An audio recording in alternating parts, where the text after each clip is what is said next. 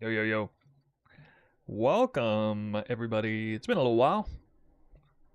Get a little live stream going on. I just realized I always live stream the day before League, like around this time, naturally. As you get settled in. Getting settled in.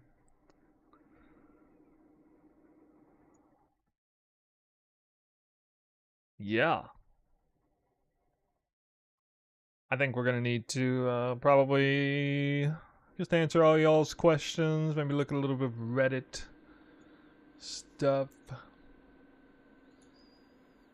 Some things I haven't seen yet. New and changed gems.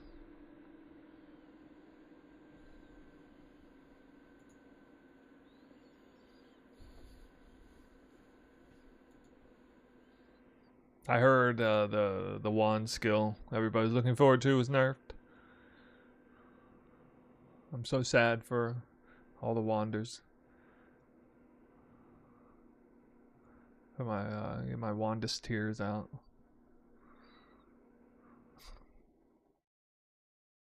So, what are y'all doing? What are you guys league starting?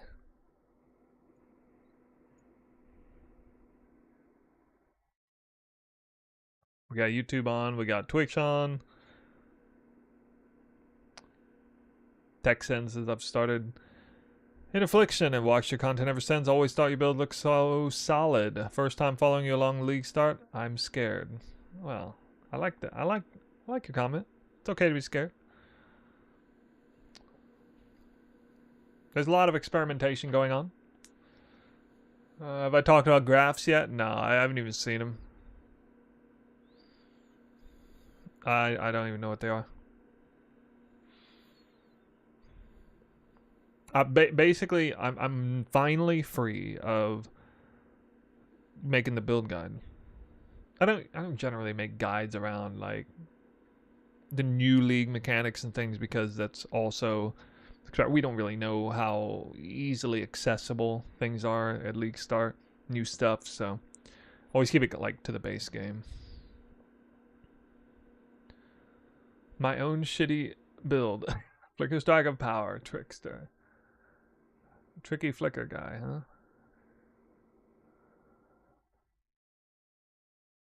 League starting RF? Yeah, I heard RF is high on the list now. My league starters are nowhere to be found on the popular list. Did you guys see that?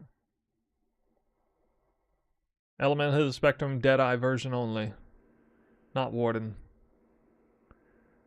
There's an eye roller for you. I'm not expecting this build for 3.27 to be on anybody's list. It's a bit out there, but Elemental Hit the Spectrum Warden's one of the very best builds in the game right now, especially for racer types. Just go ask pro plays. He'll tell you. I loved your build last league with the spear. Yours never is. That's why we follow you. The cult of the unfollowed.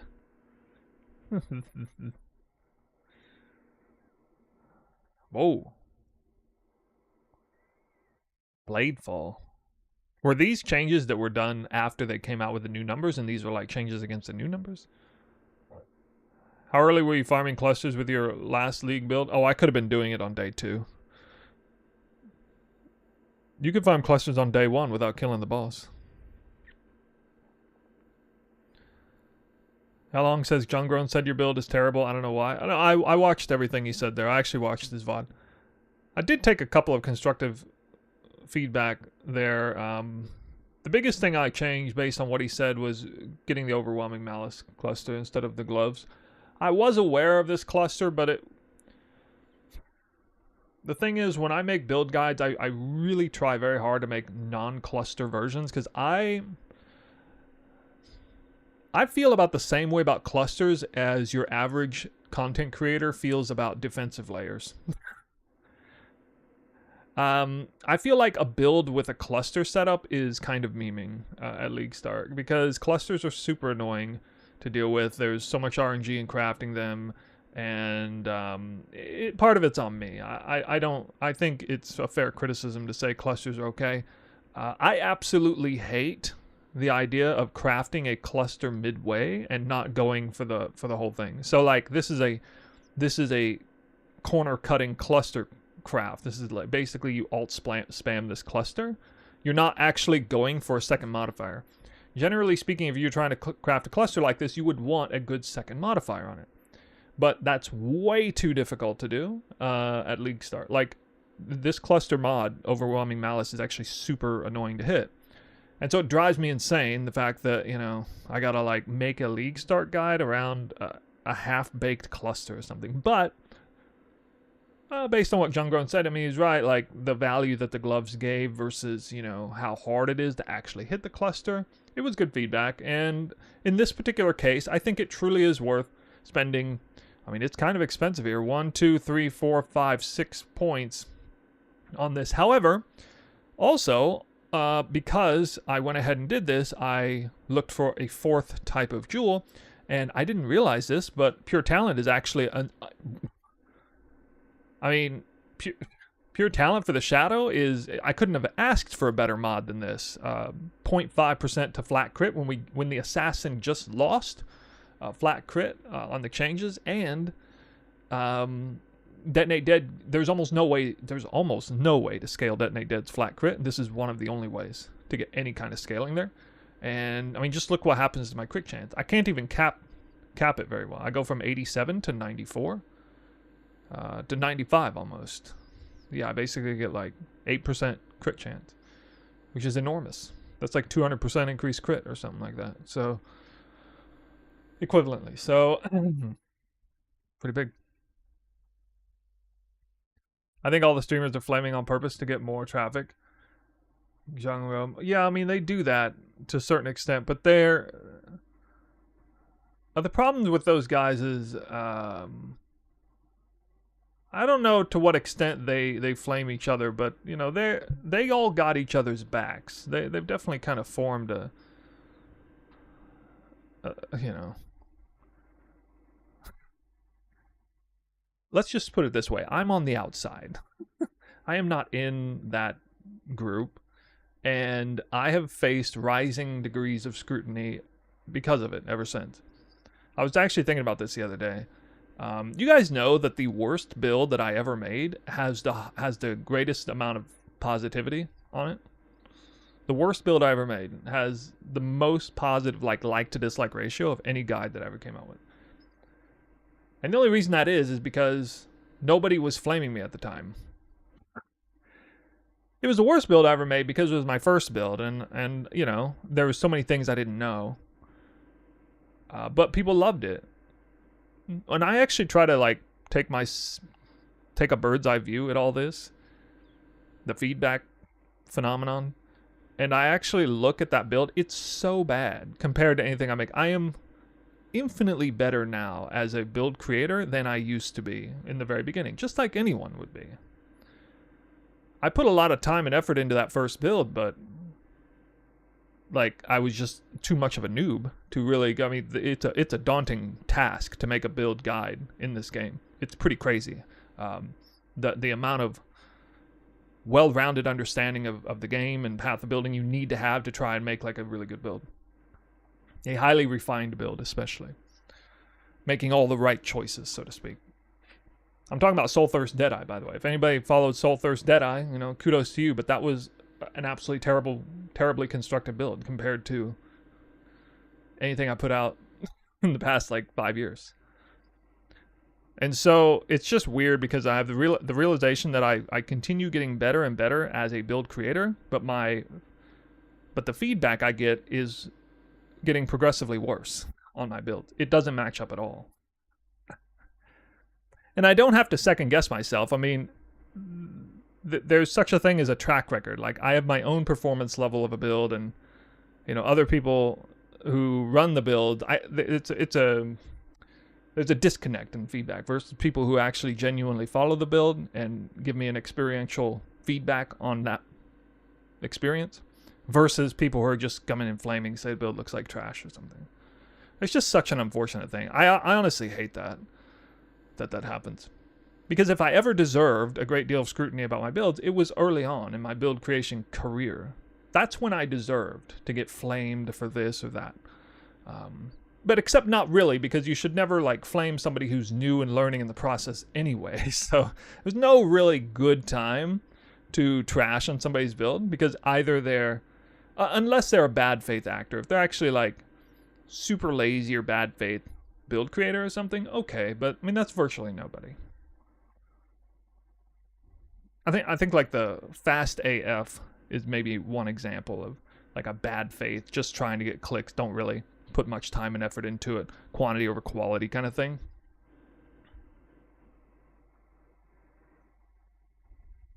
Why would people, especially content creators, trash you?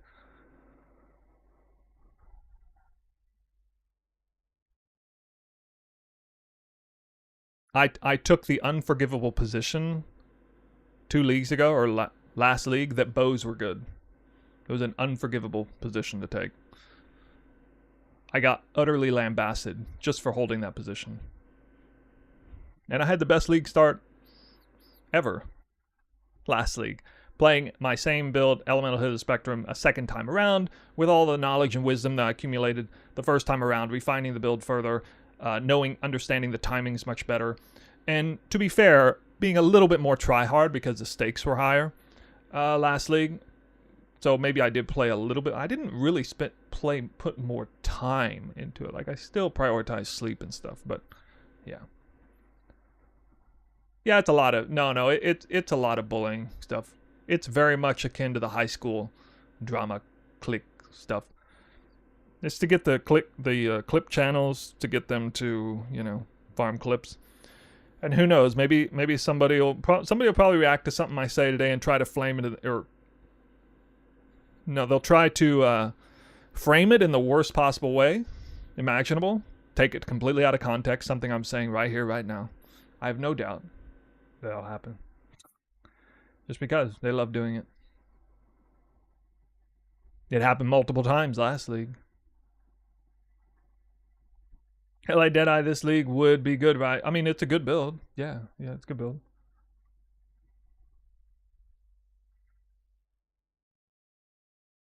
Last uptime, Warden tankiness, free stuff.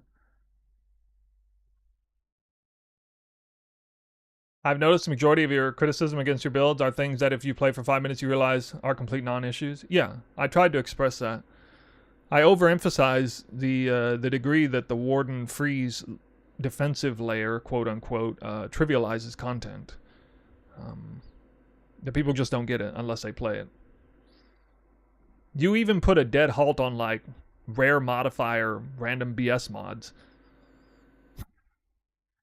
Like, even rares can't like shoot fireballs at you and stuff. Like, it's they're rare mod. This rare modifier has molten blast and all this stuff. Like, they do nothing because they're just frozen instantly the whole time.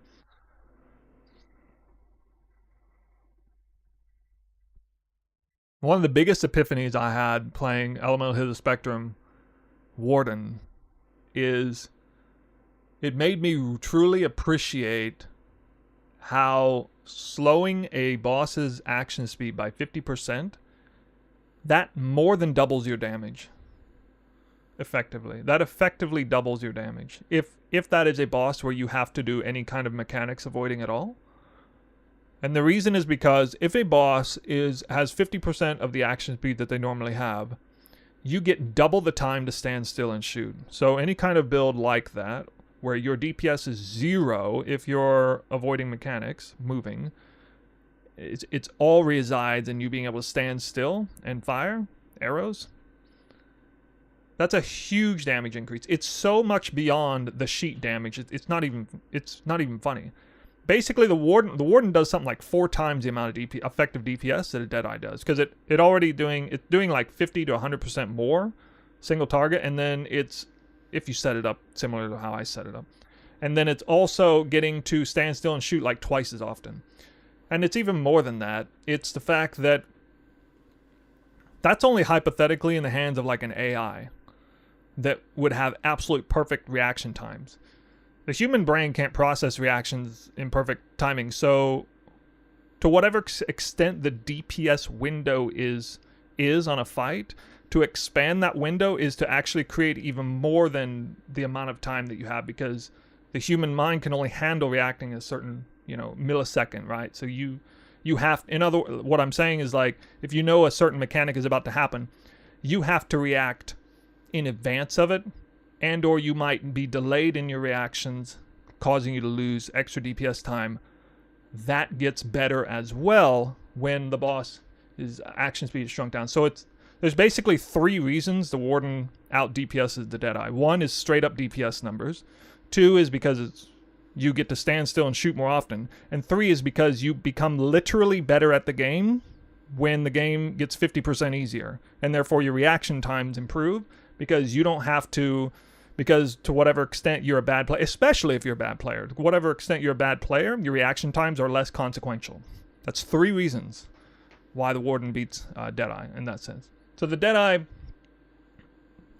in my opinion, the Deadeye is only better at utter trash content. Like, if you completely dominate the content, like if you're rocking a build that's worth 100 divines and you're doing Legion Dunes on T16s with a 100 divine build, okay, yeah, Deadeye's gonna outperform Warden on that. But you have to go almost that far into the equation to reach a place like that. Deadeye runs faster. Yeah, but Warden doesn't have to run. That's the thing. The Deadeye has to run constantly, like a chicken with his head cut off, on all content. Warden doesn't have to do that. Warden can stand when it wants to, it can run when it wants to, it can kill things when it wants to, it can freeze anything when it wants to, it can off-screen things. It nullifies basically all the content. And the only areas where it's like equally susceptible to Deadeye is on, like, tier 17 Searing Exarch runes and delirious animation stuff, which is a threat, don't get me wrong, but I mean, that's a pretty small percentage of the game that is to be accounted for compared to every other factor that I'm talking about. Is it worth it to change some things and almost hit towards survivability, sacrificing damage? Or is it better to go get more damage? The version I have is off of 2 league starts of experience worth of refining the build. Every decision I made on there was calculated with that exact question in mind. And if you see a decision that appears to make, oh, it looks like he opted for more damage here rather than defense, it's because I weighed the opportunity cost of those 2 things and decided to go that way. How much divine cost of the build? This build? I don't know.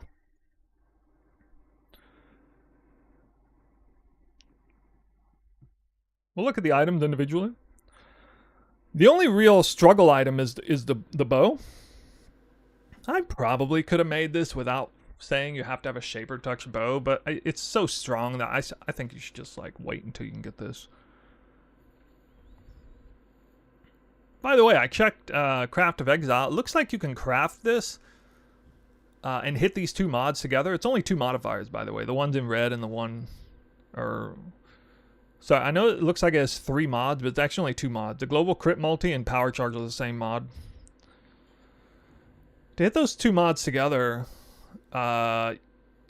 actually, you don't need a triple fossil. You only need double fossil. It's better to go double fossil if you try to do fossils. Recombination looks to be best case scenario, but I may actually go for fossil because only you have a 1% chance. I think I can pull it up. Maybe.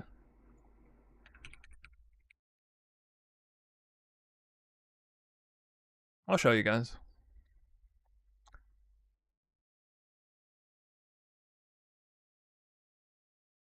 So we go to simulator, we create a new item. 2-hand bow. I know I'm going to do a lot of questions. By the way, you should do spine, not ivory, because it turns out your rain of arrows damage actually matters a little bit. And it converts to chaos too, with Unholy Might.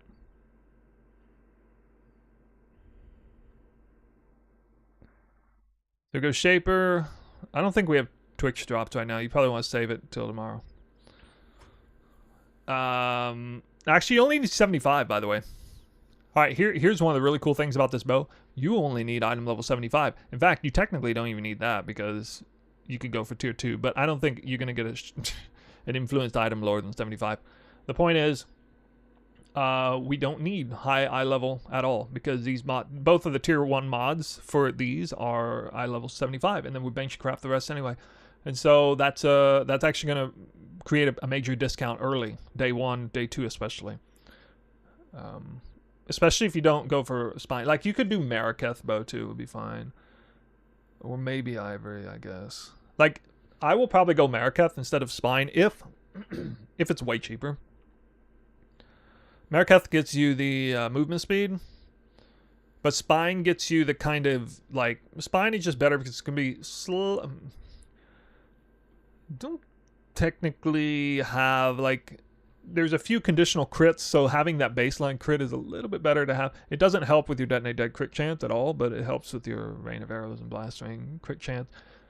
So once everything's rolling, it doesn't matter. I think you have 100% either way, or very close. No, maybe not. Very close to it.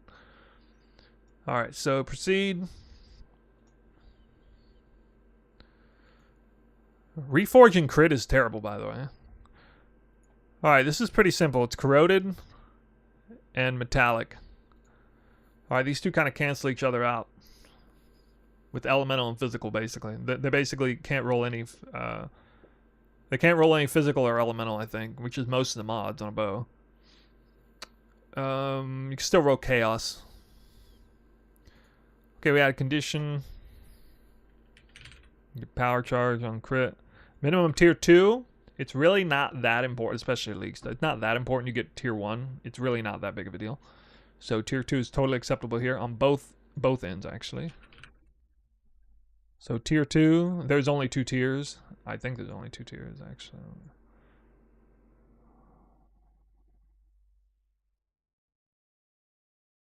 What do I plan on farming? I don't even know yet exactly. I'm actually thinking about jumping into eye level 84 cluster farming as fast as possible. And gearing up and actually doing that same farm with boss killing. Because this build will be able to do the boss, full Delirium tier 17 bosses, a lot better than the Warden could. It might still require a Headhunter for defensive purposes. I don't know yet, but it will be able to break into it a lot faster, let's put it that way. Now, initially, I'll just do the non-boss killing version because it makes a freaking killing anyway. I may farm the fortress boss a little too. I don't know. I might do like fortress boss for like 1 day or something, like day 2 only. And I think by day 3 I'll probably do delirium farming. I don't think I'm gonna do 4 stones. I think I'm only do 2. I'm actually thinking about not completing my atlas for the first time and just going straight into it because I think I can do that. It depends on how lucrative the league mechanic is. If it's anything like it was last league, I was able to skip the Legion Dunes farming phase. I think I did like 7 maps and suddenly I was like already in tier 17s. So I'm gonna try to skip Legion Dunes actually if I can. Basically, it'll look like completing my atlas, doing pure Exarch altar farming as I complete my atlas. And then with the currency I get from that, because that gives a surprisingly high amount of currency day 1, even early day 2. You can hopefully, make this bow, and Anathema is the only expensive unique on here, I think. Ungol's Harmony is probably cheap if you accept any roll range on it. Doppelganger will be cheap just because the market's outrageously flooded with it. I don't think it's meta for anybody else anyway. Is damage enough on Roa to do red maps? Rain of Arrows? No, you don't do Rain of Arrows. You do Toxic Rain. Toxic Rain, not Rain of Arrows. Toxic Rain, you can definitely do red maps in Toxic Rain. You can absolutely do tier 16s on Toxic Rain. You can even farm Legion Dunes on Toxic Rain. That's totally doable. It is not as good as Lightning Arrow or Element of the Spectrum. Don't get me wrong, but you can totally do it. Absolutely, you can do it. What happens is the build just Toxic Rain with Quill Rain, basically, you just scream to red maps really fast. I mean, it is like absolutely, you just blaze through the campaign. And it's not like the best leveling skill in the game, but it is one of the very best leveling skills of the game. For some reason, people have forgotten about it, or it's fallen out of favor or something. Especially because they introduced, especially like on a non-Pathfinder Ascendancy, Trickster is very, very good Ascendancy for Toxic Rain. Especially with the defense mod going into red maps. A lot of damage there. Double, what is it? Like double frenzy charge, action speeds there. So, I mean, you get mini tailwind. You start with mini tailwind here. You get 2 frenzy charges. Later on in the campaign, you start, or in Atlas progression, you start to unlock a bunch of masteries. You take this one third. Timing's really good. It's not mini tailwind anymore. Oh shit, they nerfed it. Oh, I didn't even know about this. Oh, that does suck. I didn't know about this. Oh, that hurts, actually. It's okay. I'll still leave it that way in the guide, but I didn't even know about this. Yeah, this used to stay 108% base value. I wonder why they nerfed that. Huh. Ah, I didn't catch that. Okay. Thanks for telling me. Well, luckily in the verbal guide that I made, I didn't accentuate this fact, but yeah.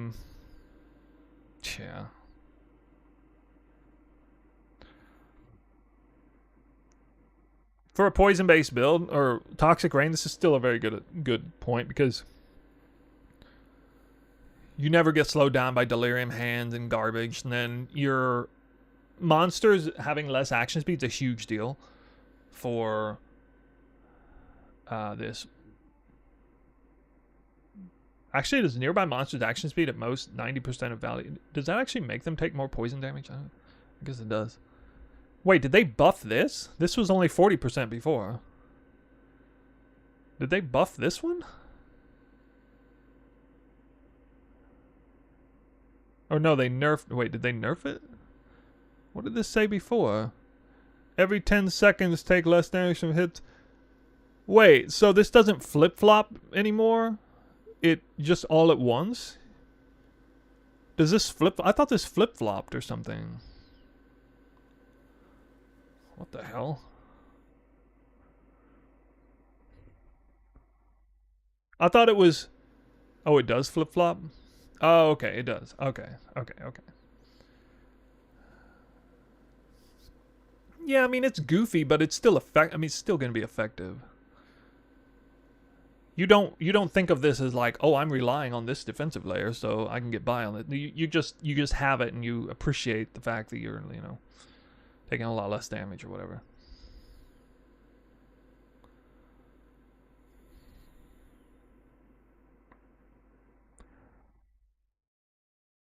I like the idea. I actually kind of like the idea of them both being turned on for 5 seconds because you can actually play around that a little bit. You can make deliberate decisions to like be a little more aggressive at this moment or be a little bit more skittish at this moment based on the timing of that. And I could probably get into a rhythm on that. It would take some getting used to.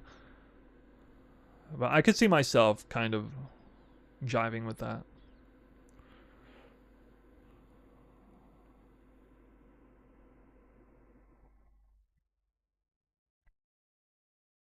Yeah, anyway, it's still a nice all-purpose. The problem with Toxic Rain is like most ascendancies suck with it. So at least Trickster's pretty good with it, generally speaking.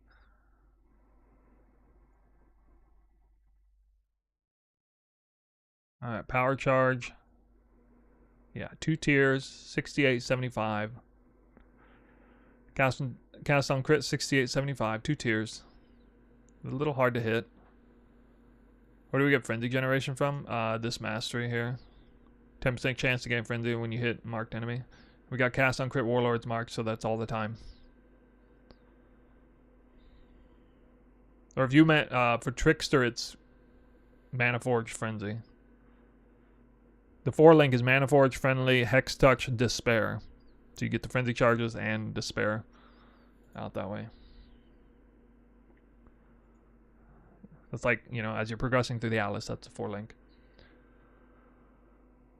All right, so see this here? This is the 2 modifiers trying to hit with a bow. Just 2 fossils, little over 1%.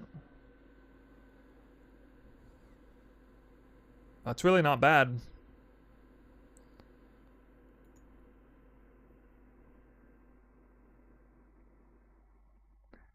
I don't know if this price range is right, but it's suggesting 4 divines. So when I see this, I think to myself, this bow can be made in under 10 divines. So this is actually cheaper than the higher end Toxic Rainbow, you know, after Quill Rain or whatever. That one's like a 10 to 15 div or whatever. 4K divines? 4.042 divines, you mean? What? What?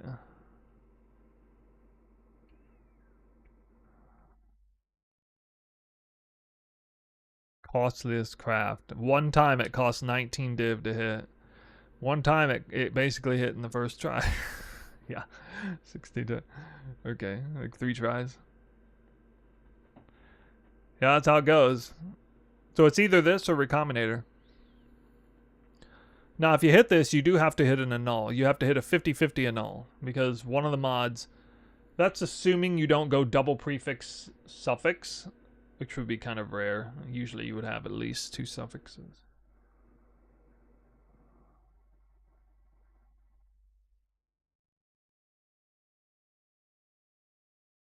Only in America do you guys use... I think is it done? What? That's crazy.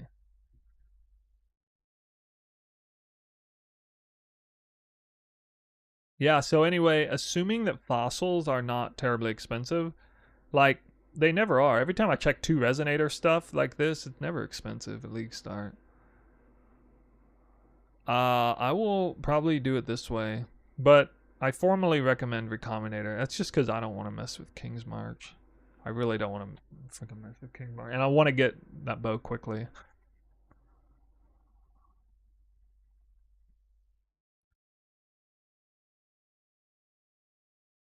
So yeah.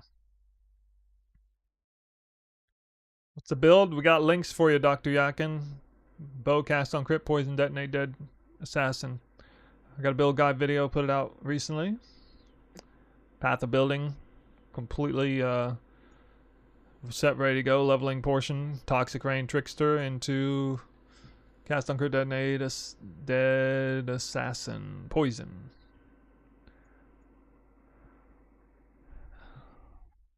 Yeah, I've only heard of 3 people who have viewed my build, and all 3 of them said many negative things about it, I think.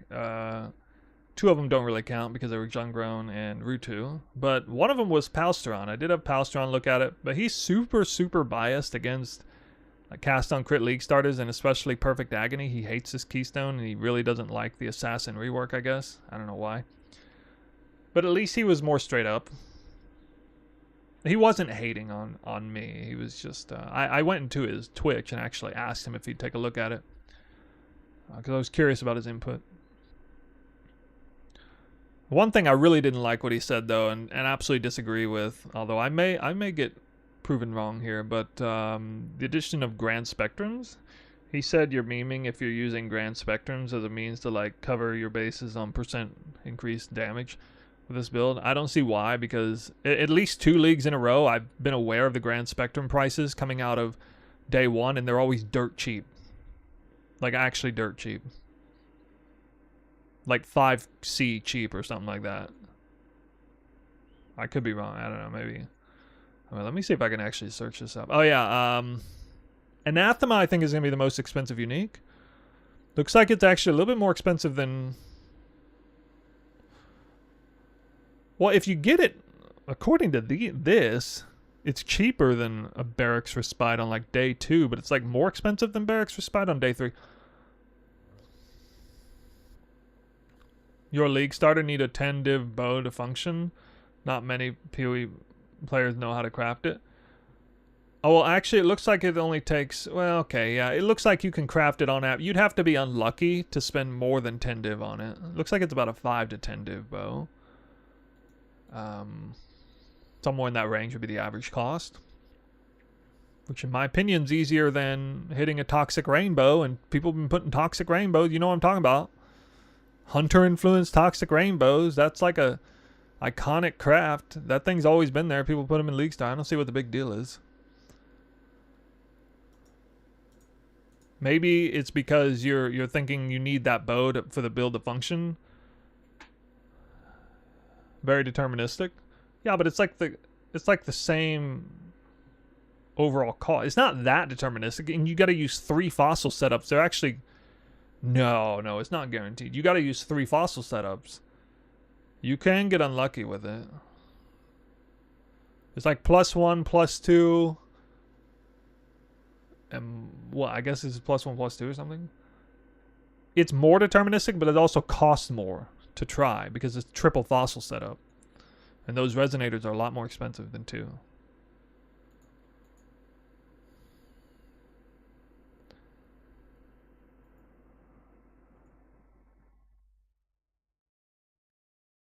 All right, so the cost of the bow is what you can sell it for? No, the cost of the bow is what I told people how to craft it. I gave the hint down here, guys. Access King's March to unlock the Recombinator is the best method for crafting the bow, which begins with alt spam 2 shaper influence bows and slamming them together. If you know how to craft this bow, is actually dirt cheap. If you actually do the King's March thing, this bow is dirt cheap because it's at least somebody tested this. They did a 1 tier 1, 1 tier 2 mod. It's at least 20% chance to hit. At least a 20%. Unless you're like factoring in like the bases and you're messing with different bases or something. It ain't going to cost hardly anything to alt spam these. It'll cost time, but the main reason I don't want to do this is because it's time consuming. So, but anyway, like that's going to be very easy to craft actually. Because it's a 2 modded bow. I mean, a 2 modded bow can only be so expensive, right? Plus the benchcraft, which is, of course, 2 divines.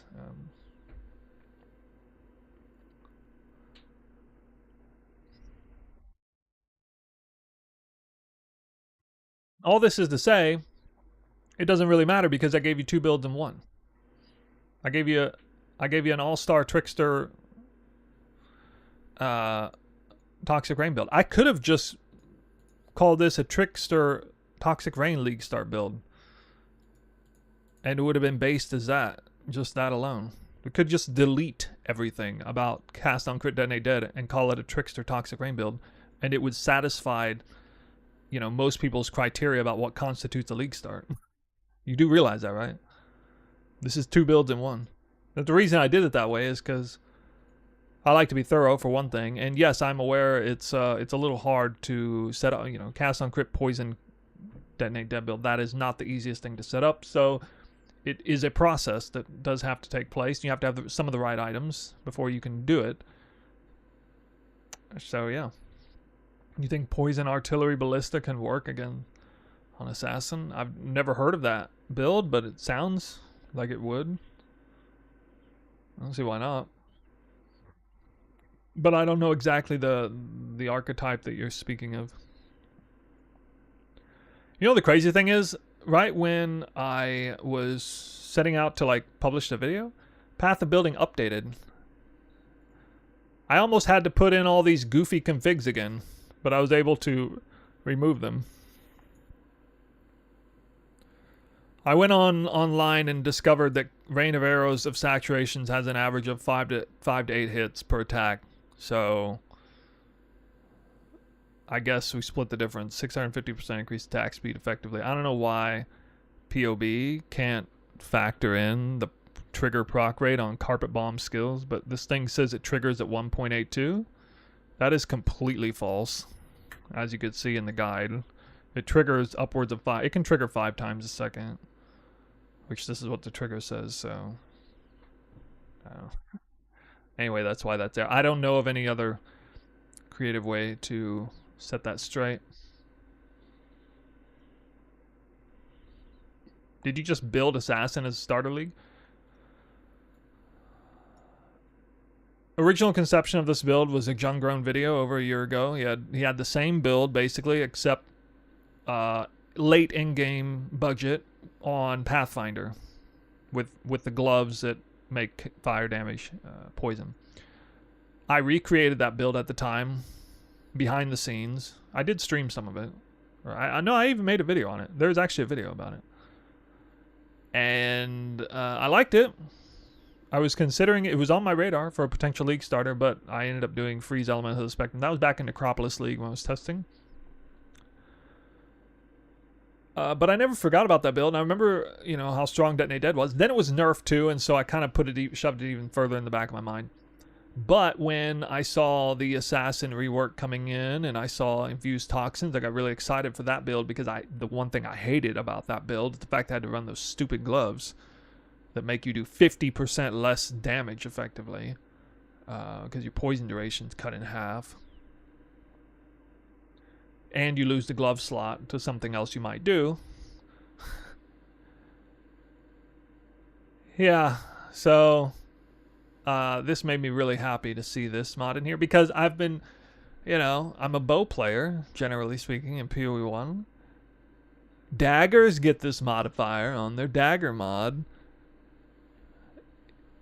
Daggers and claws get elusive. Ooh, aren't they so special? But the Assassin Ascendancy allows bows to get these powerful buffs. So now a bow can get that the effective dagger implicit, and a bow can have elusive. This is really powerful when you give this kind of stuff to a bow archetype. Toxic Delivery was buffed too, and then this Ascendancy was not really buffed, but allow you to choose. It's Giga buff once you get the Forbidden Flame Flesh Jewel combo. I can't wait for that. That is actually gonna be insane. Cause then you double your crit chance and you can like pull a ton of crit out of the build. That's crazy. Does poison kill uber fast? Yeah. I mean, it would be pretty fast. This damage is underreported.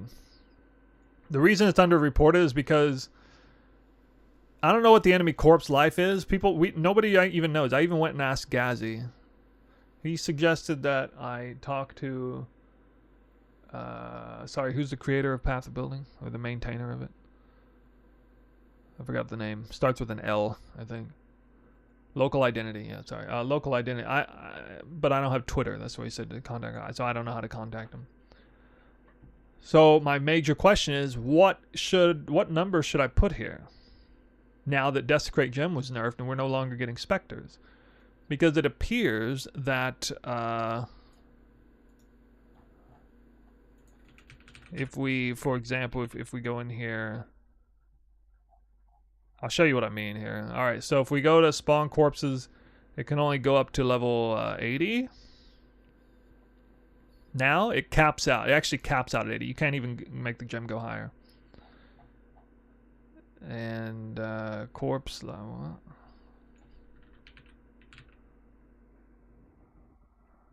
Now I can't remember where I saw it. Oh, well, anyway, it says here anyway. So Path of PoEDB says that the corpse life of a level 80 monster is 1278.7. But here's the thing, that's baseline. Most monsters in the game have more than this.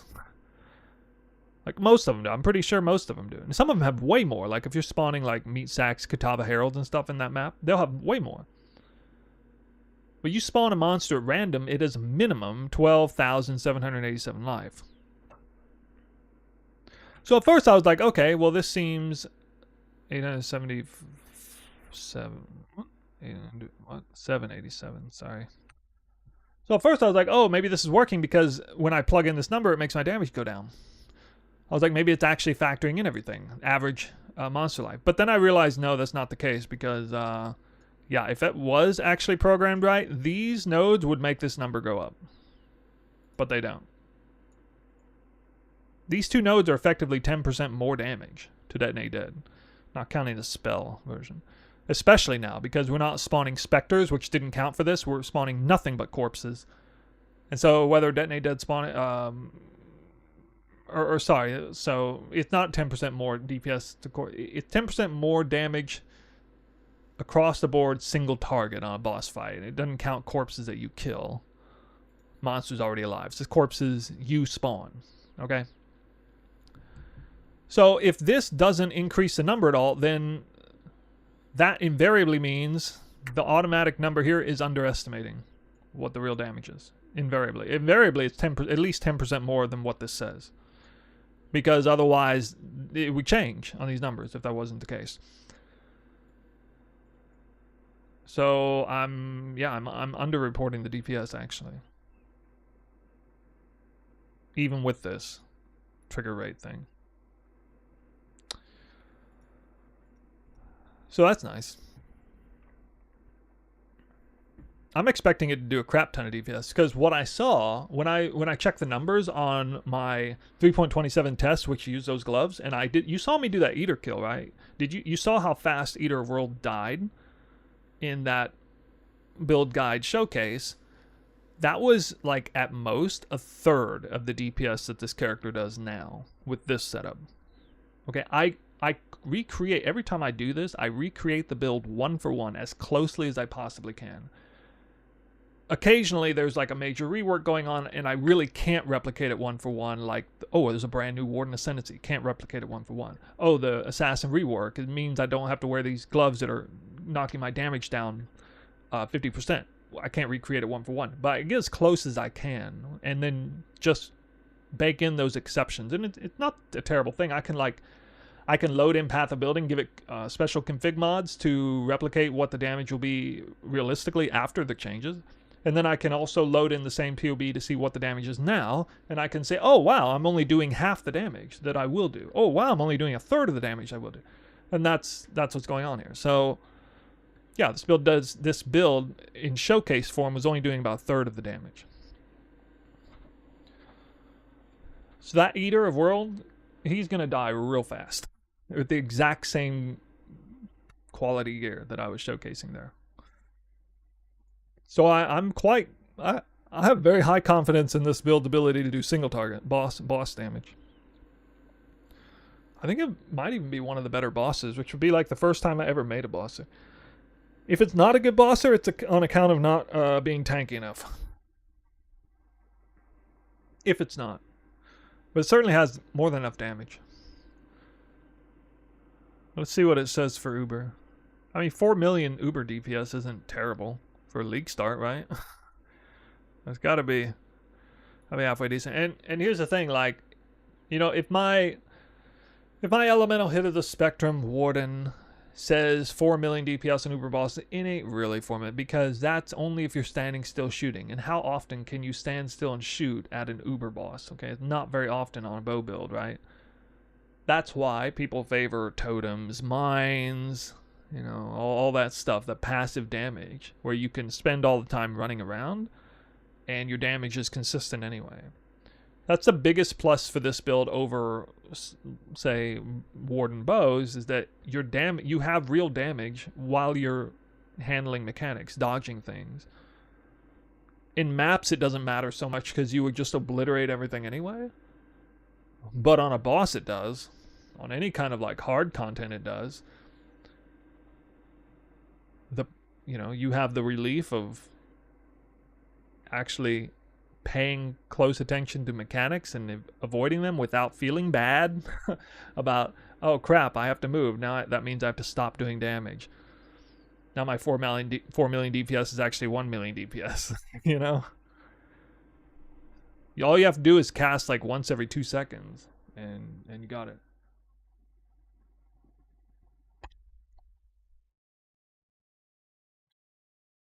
So I quite enjoy the build against bosses. It might make me want to focus on like tier 17 bossing, maybe. Can you move while charging the new fuselage? I don't know what that is. Is that a ballista thing?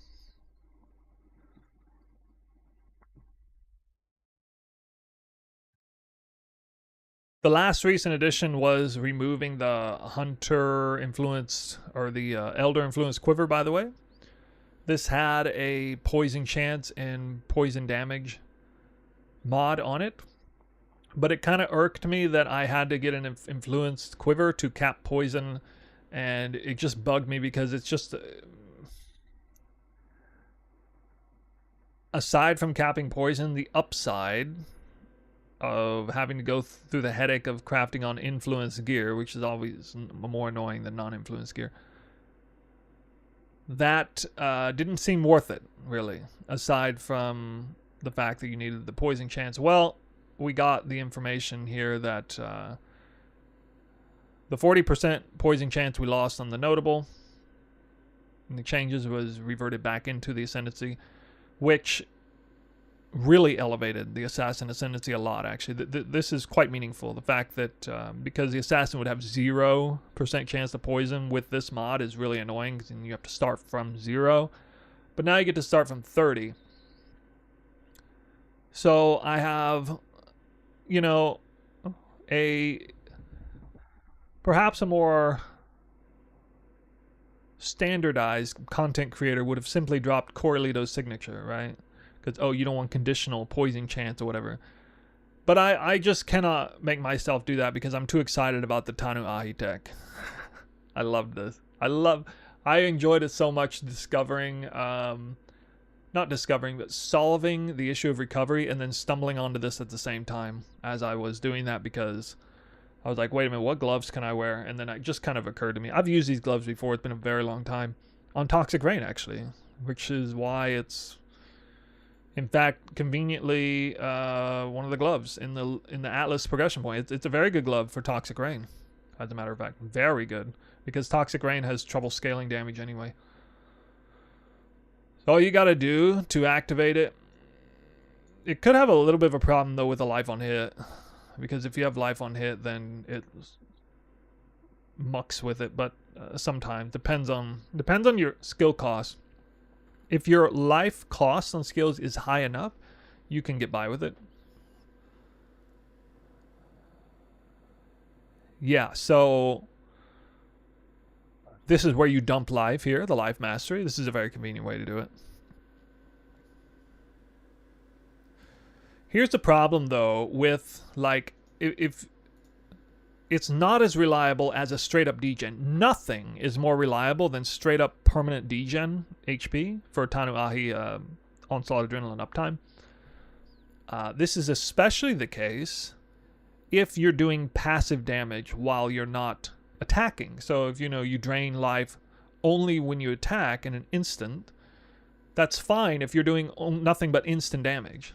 But if you're doing passive damage, which is what, the gloves are best for, then the absolute best setup is, especially on poison build, something like that, permanent life drain, very small amount, almost even, very small, in this case -10, that's good, and passive, constant leech from passive hits that are going out super frequently. That's exactly what this build is.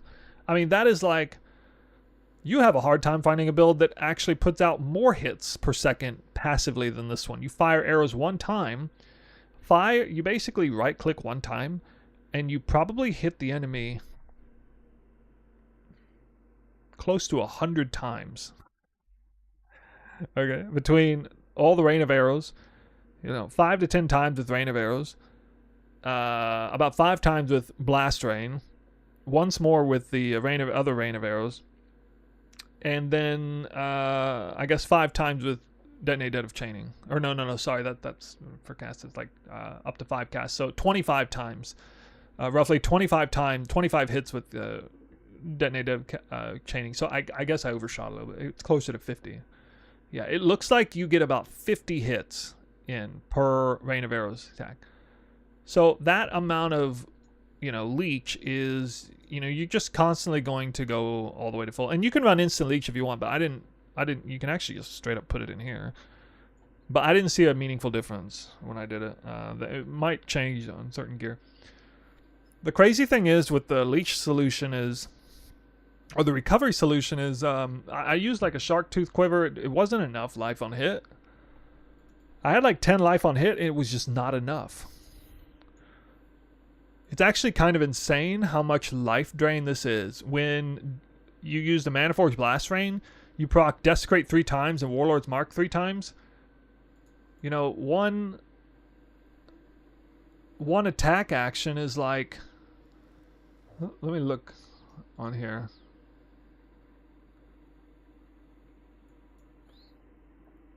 Okay, 72 life times 3.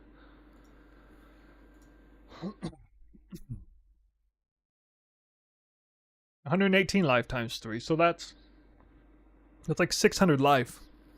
Every attack you dunk 600 life. That's why I was having trouble with life regen. So here's the nice thing. Warlord's Mark already has a ton of leech. And this is why leech was really the solution and not life on hit. Because you get a ton of leech here. Now the problem with it is it only leeches per attacks. And so I couldn't really get by. Maybe I could get by without it, but I really felt like I needed to wear this belt or something. There's also gloves that can do this for a much smaller number. 3.3, I think. 0.6% of fire damage leeches life. This is the only source of Detonate Dead leech. And Detonate Dead hits, you know, way harder than Rain of Arrows. But Rain of Arrows leeches way harder on hit. Because it's actually reading off of, you know, a big number, like from Warlord's Mark and, you know, from these two, right? So, I mean, I think there's like 4% life leech on attack or something like that. And then I combined that with 100% increased total recovery from life. This does not adjust the cap, but it just doubles the amount of life leech that I get from my little attacks. And then I tried it with and without hematophagy.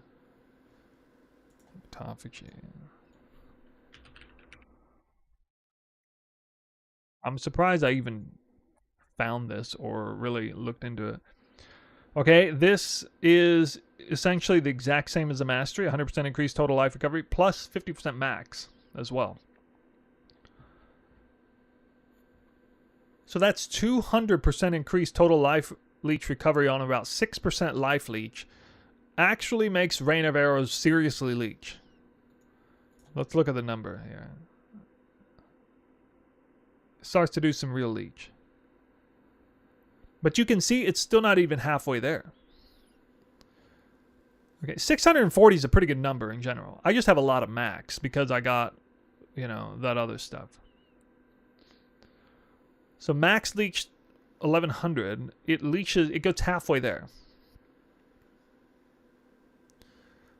But I believe, correct me if I'm wrong, you can only, does max leech take into account time, or is it just per instance?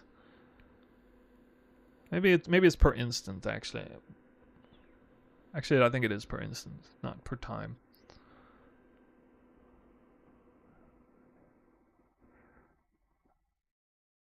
At any rate, this is a reasonable amount of life leech there, and then you'll see that, you know, Blast Rain does like garbage damage, so I don't think it even really does anything.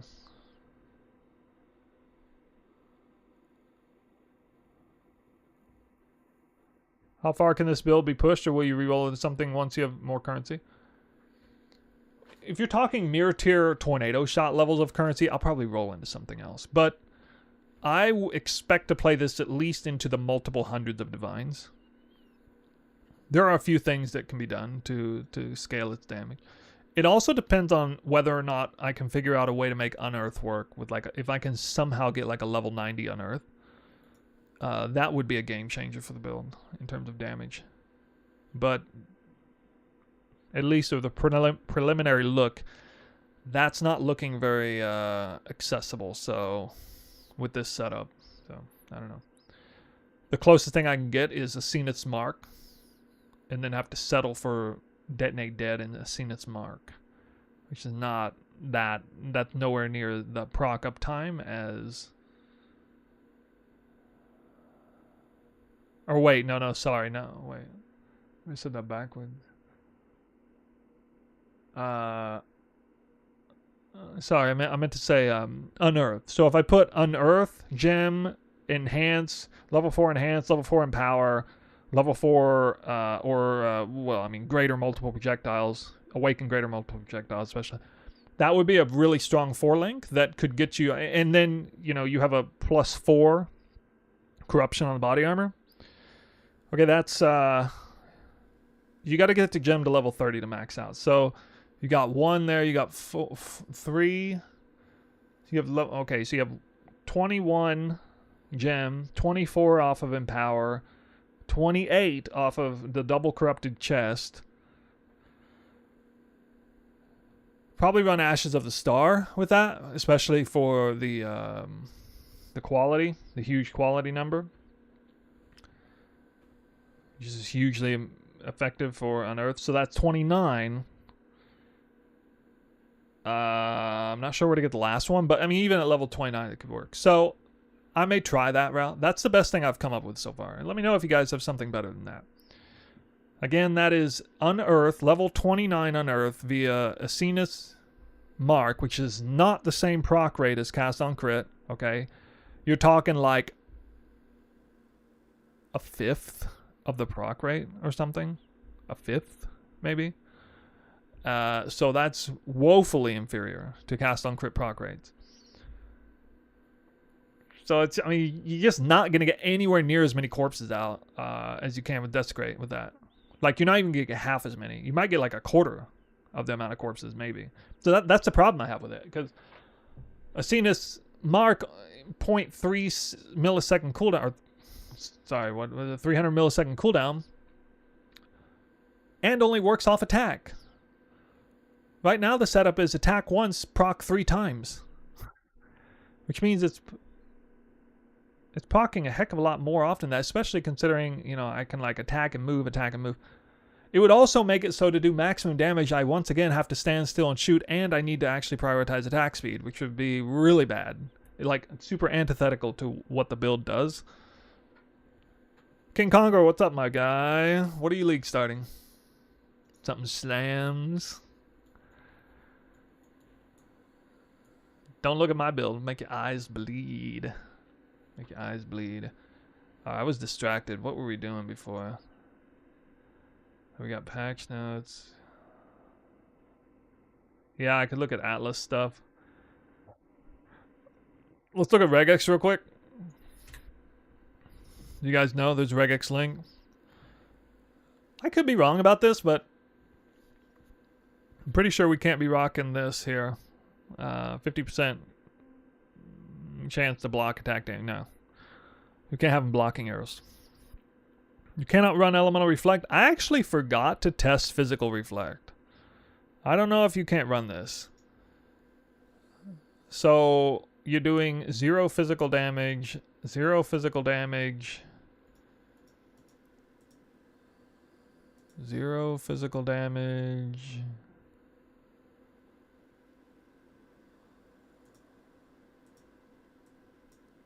Zero physical damage. However, that's conditional based on Unholy Might.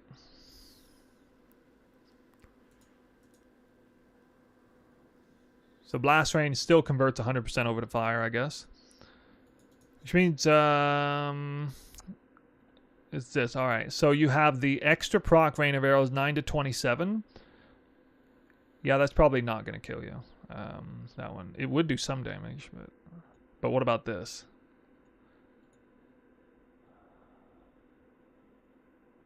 Huh. This is less than I expected.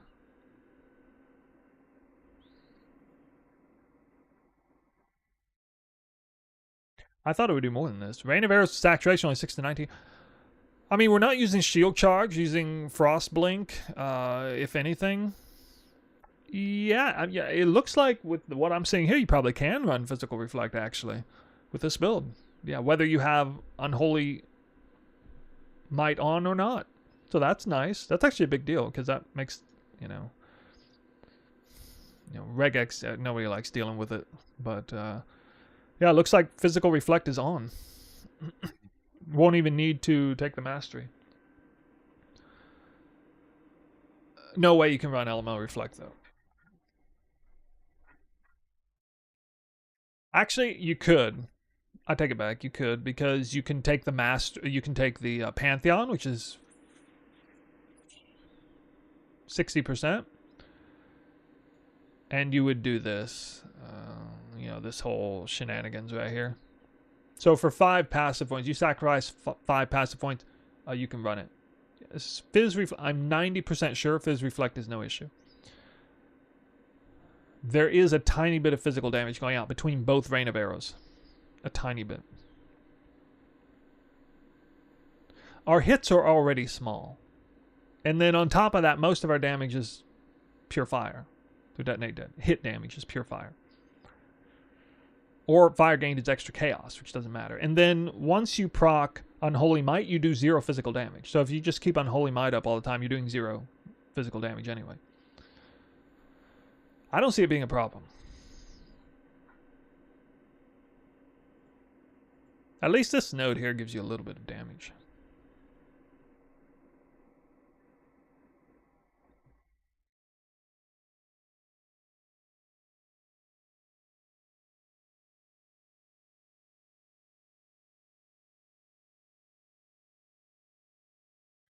Hey Snow, I was watching your DD Cock build. Looks my double D Cock build. Yeah, looks solid. Was curious if you thought about the Rune Graft of Time. 20% cooldown for cooldown not to be consumed. Seems like it would be basically 20% more explosions.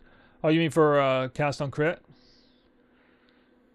Yeah, I don't know. Of course, you know you hit that extra breakpoint with Awaken cast on crit. We're not doing boots on this build. Boot craft, or I don't even think you can get belt. Oh, actually, hold on. Can we? Isn't it 14% cooldown reduction to hit the breakpoint on that? The cast on crit gem, non-awakening gem. The belt slot opens up once you get Doriani's Lesson cluster, which I don't have in the guide.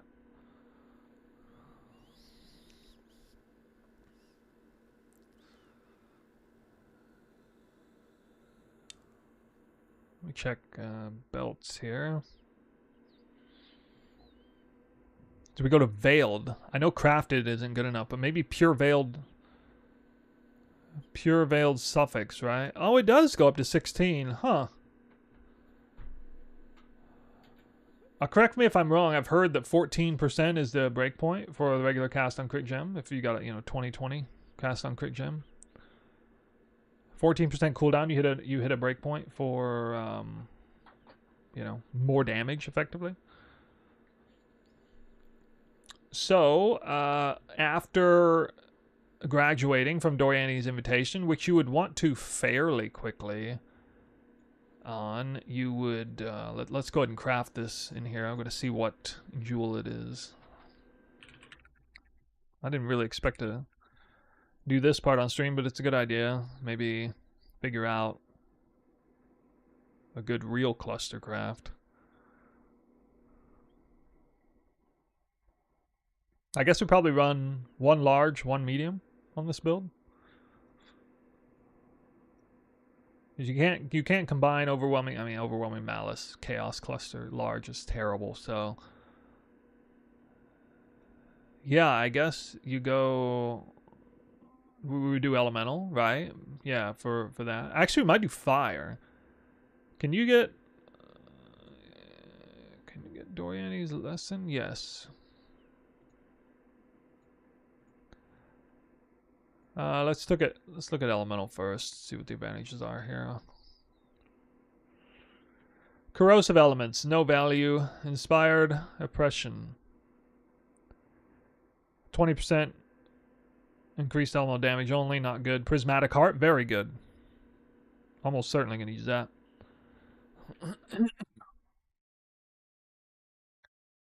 Sadist. I mean,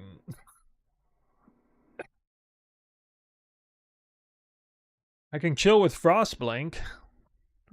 I suppose so, yeah.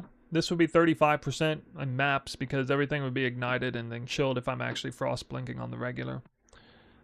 I don't think there's any shocks going out.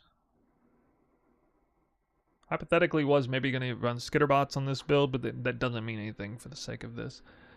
I don't think I can shock anything.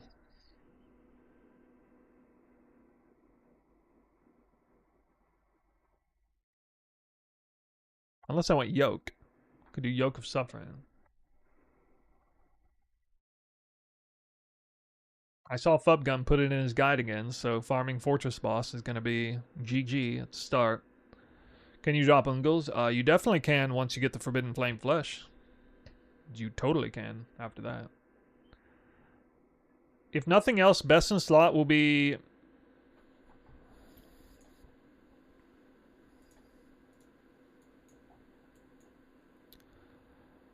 Forbidden Flame Flesh Shield. This is going to be very expensive, I think. Because every assassin's going to want this. You can combine, you can remove the conditionals to the crit, get both 100% crit multi and double crit chance 100% of the time by Forbidden Flame Flesh Jewels. Once you do that, you totally won't need Ungles, and you can drop a lot of forms of crit. Like, you can drop half the crit on the damn build, basically.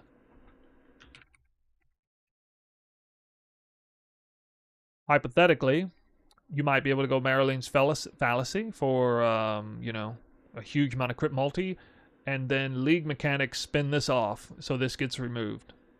40% less crit strike chance is removed from the item. And, well, damn. You'd have yourself a pretty spanking good amulet for the build. But, that would be like the pure damage approach. So that is, I just basically gave you guys one avenue of deep in-game scaling that is probably going to be accessible for the build. It would be this amulet with this line removed, combined, especially combined with Forbidden Flame Flesh Assassin style. Which evidently works because people have talked about how that works with the Juggernaut mod for Scion or something like that. That tech already exists in the game.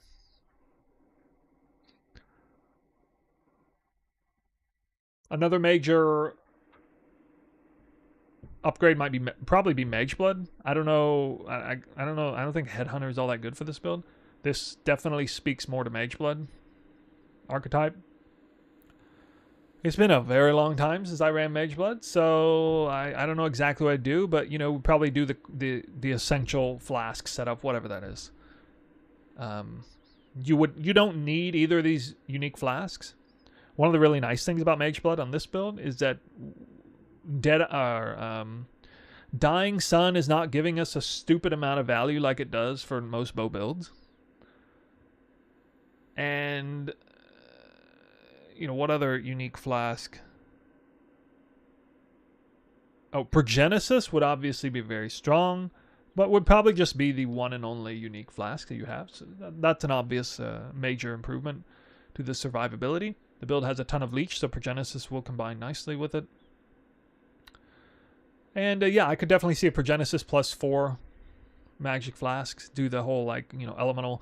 One of the weaknesses of the build is actually elemental damage taken. Our elemental max fizz hit is the same, or elemental max hit is the same as max fizz hit. Especially after the suppress nerf. Actually, I don't.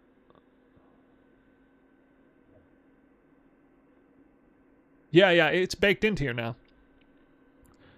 40% of damage from suppressed hits. 40% less damage. Holy damn. Yo, Helldemon, thanks for the nearly 2 years of subbing to this Twitch channel. Appreciate it. I've seen you around. One good piece of feedback Palstrong gave me. He did notice I was wasting a point effectively. I don't know why I didn't realize this, but I was doing this. Right here. And I already recognized that it was not worth getting 2 points to go Frenzy here, so it definitely isn't worth this. Unless for some stupid reason I needed Dexed, which I don't. So, yeah, saved a point there, so thanks to Palstron realizing that. Actually, originally the build went up here and did this and saved points down here, but then I realized Fangs of the Viper is clearly strong enough to take this anyway.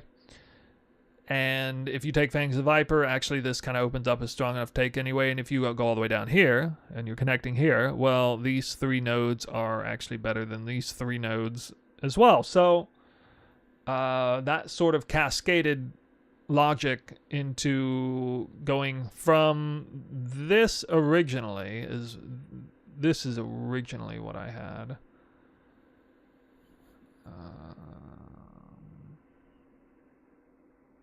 Which, you know, I mean, it kind of makes sense. There's a lot less points. Sorry, that. Wait, no, it's only one less point, actually. Yeah, it is actually woefully inferior to this setup. So I had already changed some of this, but I didn't go all the way with it. And after Palstrong critiqued it, I realized that I should go all the way with it. Yep. So that was good. I really appreciate the feedback I got from even the haters. Because in every case where I was looking at feedback, even if I was getting like rickrolled, raked across the raked across the coals, I mean, there was at least something constructive I was able to take away from it. A small thing generally, but something good. And since this is, I'm a little bit outside my wheelhouse on this build, despite it being a bow build, I figured I would take up the offer of, you know, good faith or bad faith criticism. Throw it all in a bucket and see what comes out.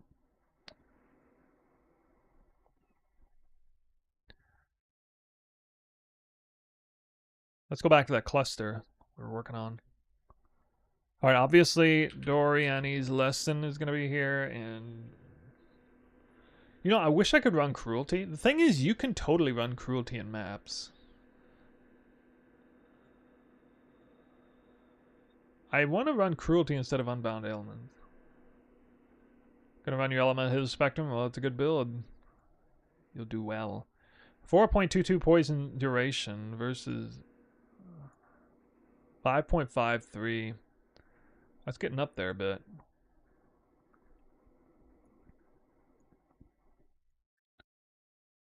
It might be smarter to run Swift Affliction instead of Unbound Ailments, so like, in maps, anyway. This is probably going to be a better way. Unfortunately, they're not the same color, though. Unbound Ailment's going to be way better against bosses, but, I mean, in maps... A part of me wants to say it doesn't even matter, because it's just going to be so much damage anyway. That's not the right one. Can we use Wine of the Prophet flask? Oh no, I actually forgot about a flask. It's really strong with this build. Thanks for reminding me. The Bottled Faith. Bottled Faith is good here.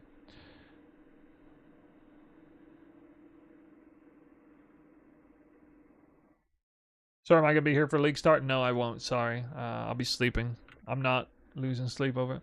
Already been stressed out. Literally had a migraine for like 8 hours until the hour before I came on stream. It's finally gone.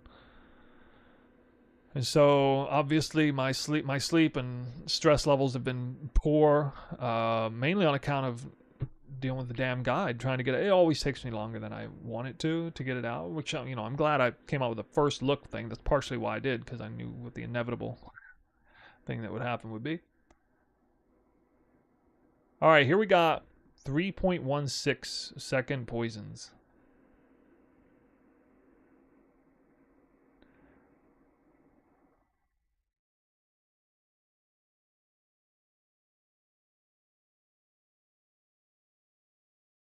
I don't know, it doesn't even seem that much better.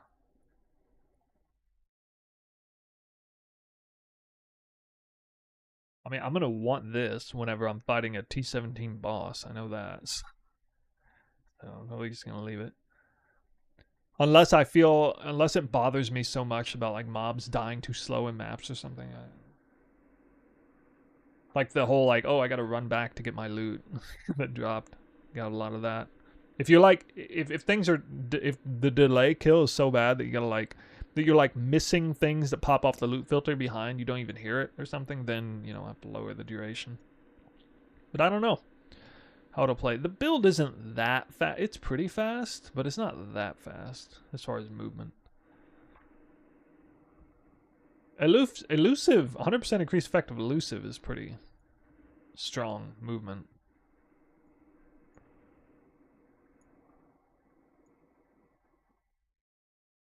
I mean, hell, if I had an ascendancy that just said 30% increased movement speed, I mean, fuck.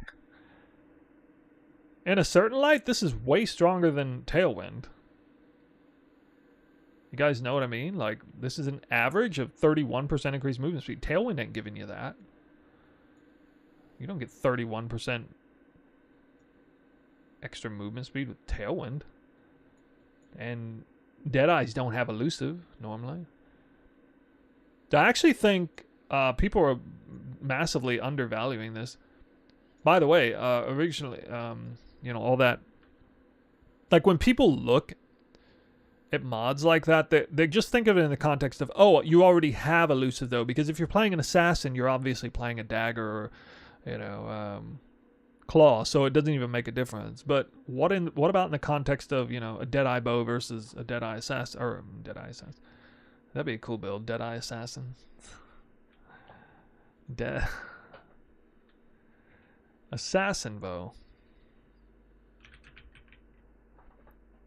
We always have a great all-purpose option for an anoint too. Elusive is removed. You got 20% effect. Increase elusive on you reduces in effect 50% slower. Let me actually see what this does. Actually, I gotta finish this first. I wonder how much more effective movement speed that is. Alright, Prismatic Heart, and then what? Like, what else are you gonna do here? This is why I probably need to do Fire. Maybe I gotta go Fire. Yeah, probably gotta go Fire, because get that, and then what are the options here? Get Burning Bright. Oh, yeah, okay. Well, Burning's damage I don't care about.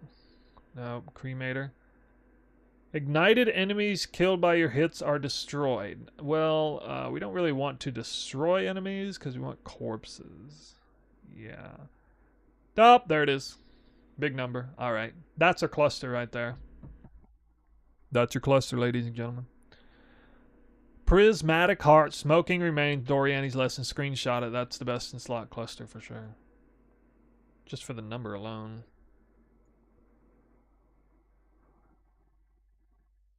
I wish that said 25% increased fire damage, so I'd probably take that.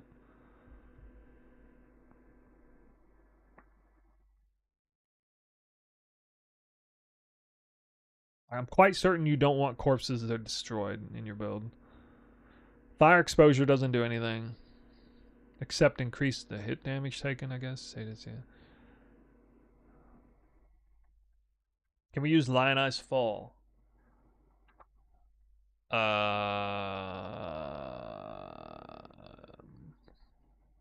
Yeah.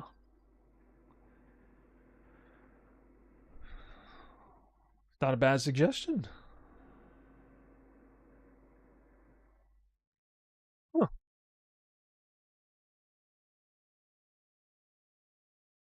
That's probably the best suggestion I've seen on this build this whole time. I don't know why I didn't think of it.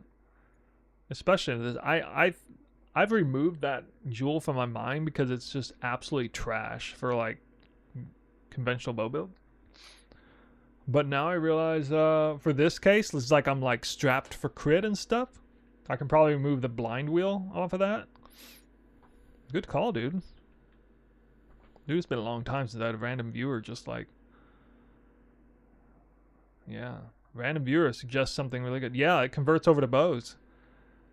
Okay, well, no. Here's the problem, though. It's not going to be global crit. So the problem is it's probably not going to be worth it. Because it's not going to affect your detonate dead stuff. So actually, this probably isn't going to work. But it is something I completely overlooked, so I need to at least look at it right now.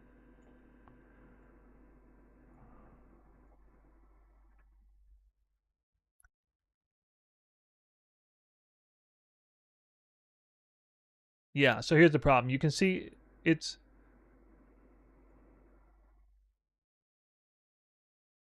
is moving the needle. Yeah, so it is working. It's not changing it dynamically here, but it is working. It's only for the bow attacks.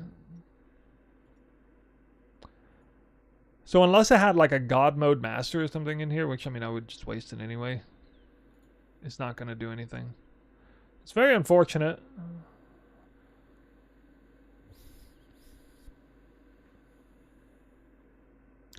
This could potentially be worth doing if you were trying to do some kind of actual bow attack poison assassin build where you're also like strapped for crit for some reason, but that wouldn't be the case either because you know you got these here. You got these here. Anyway, so he's not gonna need it. It's not gonna matter. I really have no idea how to make this jewel actually worth using in any build. Not gonna lie. Thanks for the suggestion. We tried. Unfortunately, it wasn't good enough. All right, let me see how I would move forward with this. Look at that damage. Holy. All right. We got medium cluster here. Let's go back pure talent. 14 million. Uh-oh. Uh-oh.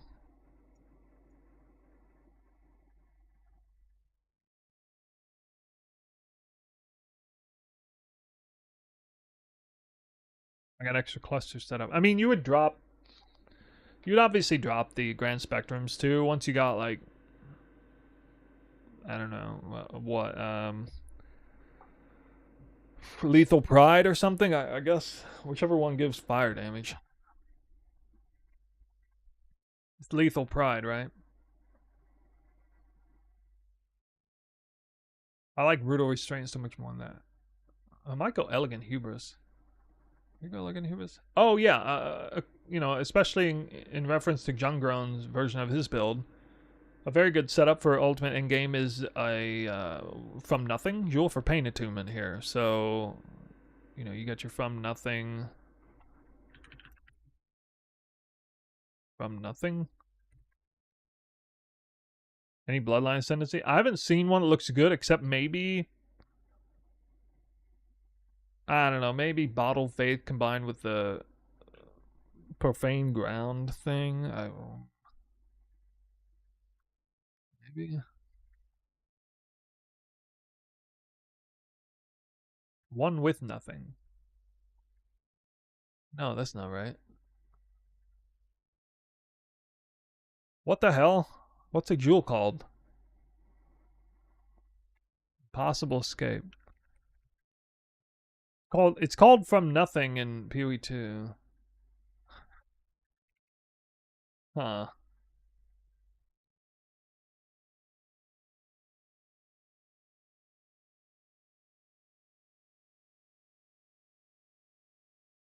Yeah, anyway, I guess you can't put it here, right? You'd probably put it here.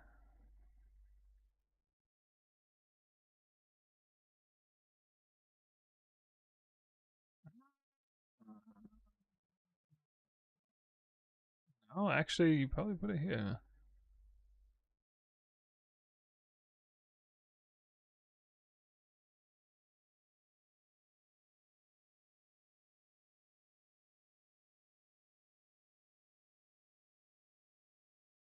Could inspired learning be worth it here?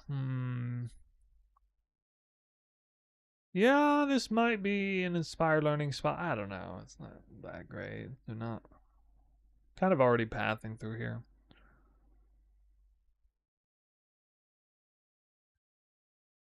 Yeah, so anyway, you would do this basically. What?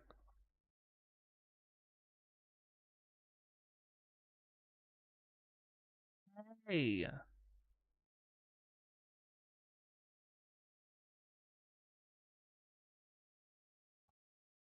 What the heck, dude?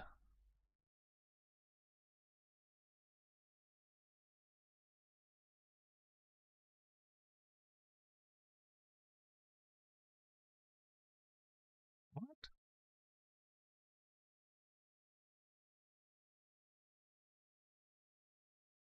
Sir? Wait, now what? Oh, I put it in here too. Oh, okay.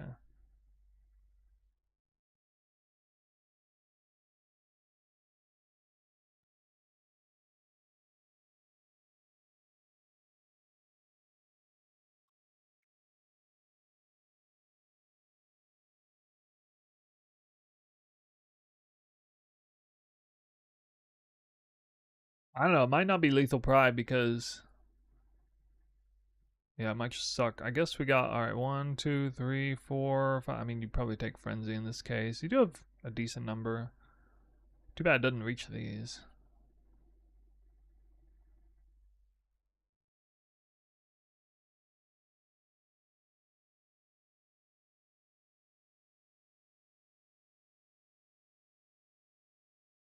Even these small ones might be worth it.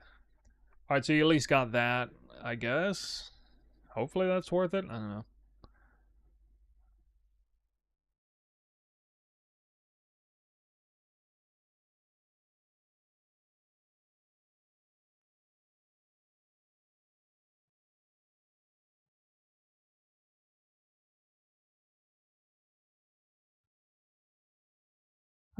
Strength armor attack leech. Double damage is terrible for this build. Percent increase max life. Fire melee damage. Burning damage. Totem. Wait, it doesn't even have fire damage? That's absolutely trash. It's not going to be that. Alright, it's going to be. Well, double damage doesn't do anything for dots.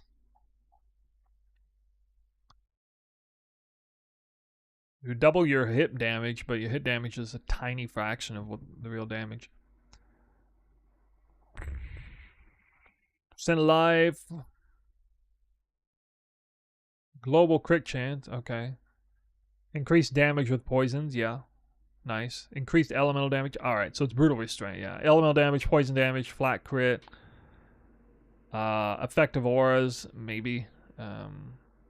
Poison, deal damage faster. Actually, this is super clutch. And considering endgame, wanting to get faster mapper, this is super nice right here. Hell yeah, I'll probably like want to stack these, even though it doesn't increase the sheet damage. I like that. Alchemist Genius. Onslaught. But, I mean, if you're using Tanu Ahi, I don't know how long. Is it hard to make the build work unless you're 95 plus? Nah, you could do it like 90 plus, I think. You can get 2 points back here. Instead of pathing here, you can path here. Alright, that's 2 points back. You lose like 40% increased damage, which sucks, but I mean, you save 2 points. Where else would you go?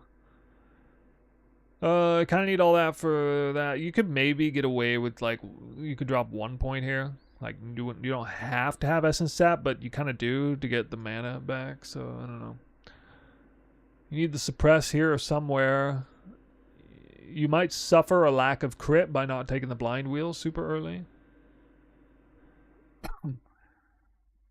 So if I remove this, I go from 95 to 86. I mean, that's a pretty big hit, though. But, like, you know, if you're 4 levels off and you already got everything ready to go and you just want to start playing the build and you're going to level up and get these points, okay, you know. So, yeah, I think that would be at least doable. You have to take this for the poisons. Like, you really do need it. You don't absolutely have to take this wheel. It's not build enabling. It's just a lot of damage. This wheel up here. Hi, will you continue build explosive concoction destruction assassin? No, that was just a concept build, snapshot in time, and I could have, I mean, at least considered leveling this as that with assassin, but I chose not to, mainly because it's a very different playstyle. And it was basically a choice between playstyle versus scaling mechanism. And I feel like the community would be better off if I offer them a build that is much simpler and easier to understand, leveling, and plays well, and also plays similarly to the final version. Even though, you know, that's the pros of the choice of Trickster, Toxic Rain. The cons is that change is going to be very sudden, and it's kind of awkward to suddenly go from trying to scale Toxic Rain to trying to scale a Cast on Crit Detonate Dead Poison build. That's a pretty big jump. in terms of like how the build functions. Not how it plays, but how it functions. So if you don't have all your ducks in a row, it's going to be a problem.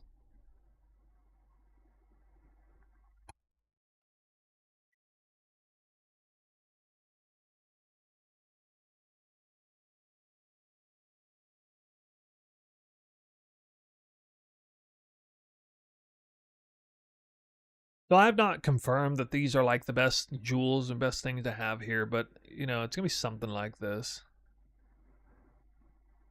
Let's see what this gave me. Flash charges gained. Oh, effective damage ailments, evasion, attack speed. This is utter garbage. Almost just worthless. What the hell?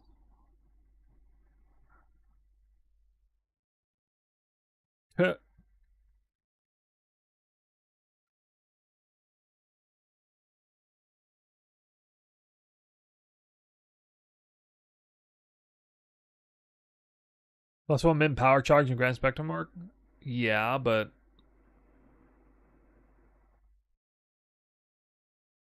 oh, I see what you mean. You want to run plus. Well, I have a 4 power charge setup though, not 3.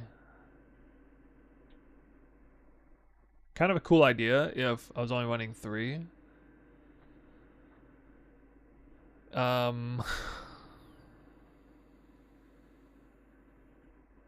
I guess it does make the concept of the build, fleshing out the build, good, like as an in between maybe. But you'd be missing a power charge, and you'd be missing 45% increased elemental damage. to just to avoid what? Putting that suffix mod on the bow? That's pretty rough.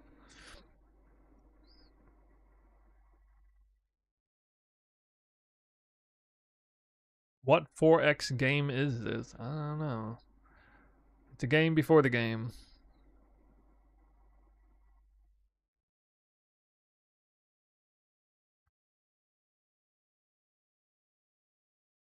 Did I remove them all? No, I still need Forbidden Flame Flash. No. No. Shit, maybe I can't use an Impossible Escape. I don't know. I mean, I guess this isn't that insane. It's not that insane at the end. Yeah, it looks like maybe in the very end we just don't even run any of this. It's just too much opportunity cost. Or, well, no, actually, I wouldn't run this. Yeah, I wouldn't need this at all, actually. All right, so let me consider what, a chaos cluster, I guess. It's probably a good chaos cluster. Medium.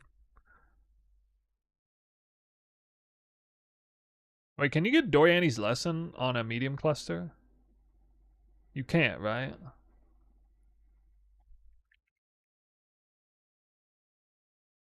Oh yeah, I wanted to check this too. Here, let me see. Incorporeal. I gotta see what this does to my movement speed.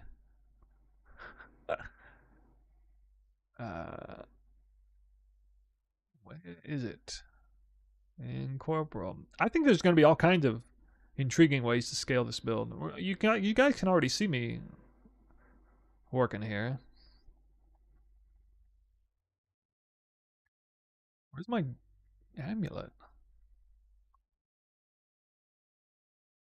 I must be blind.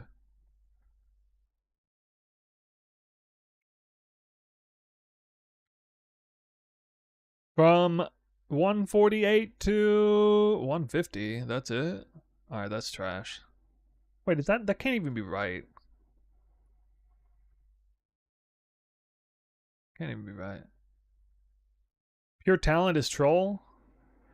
Hey man, you can't slam me for having too many expensive items and then also slam me for putting pure talent in here. This is the cheapest unique jewel in the game. In fact, we'd probably be able to get corrupted blood immunity on this thing pretty easily, I imagine. I think it's actually like pretty easy to get corrupted blood immunity. You'd definitely be able to get like 2% reservation efficiency on it. Real early. For sure. And nobody want that. I'll be like the only build in existence. You seen this jewel? I hate it when I drop it because I'm like, oh my god, it's on Natural Instinct. Oh, it's that BS egg jewel again. Yeah, I'm gonna load it up here. It's gonna be like a ton of them up for 1C. Go straight to the hideout. Don't even have to trade. Just take it straight out of their stash. Their merchant tab. Yeah.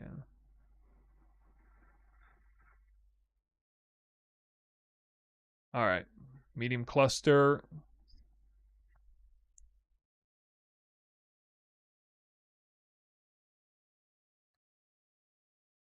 Damage over time.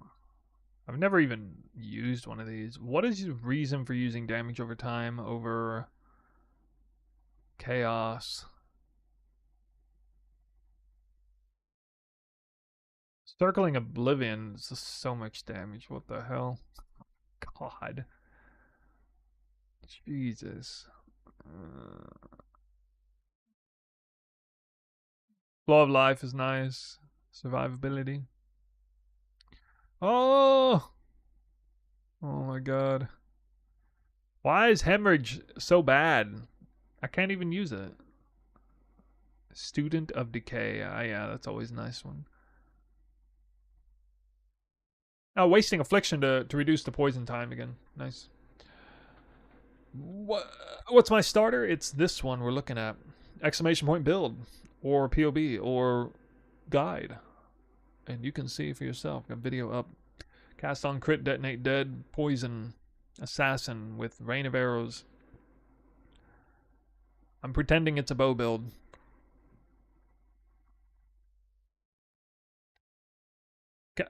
Chaos damage over time. Alright, what's this do here? Well, there's more on the list. It has been a while since I looked at this. 50% chance to inflict wither for 2 seconds if there are 5 or few withered debuffs down there. 50% chance to inflict wither on hit. Yeah, so you get like 5 wither for sure. Doesn't matter.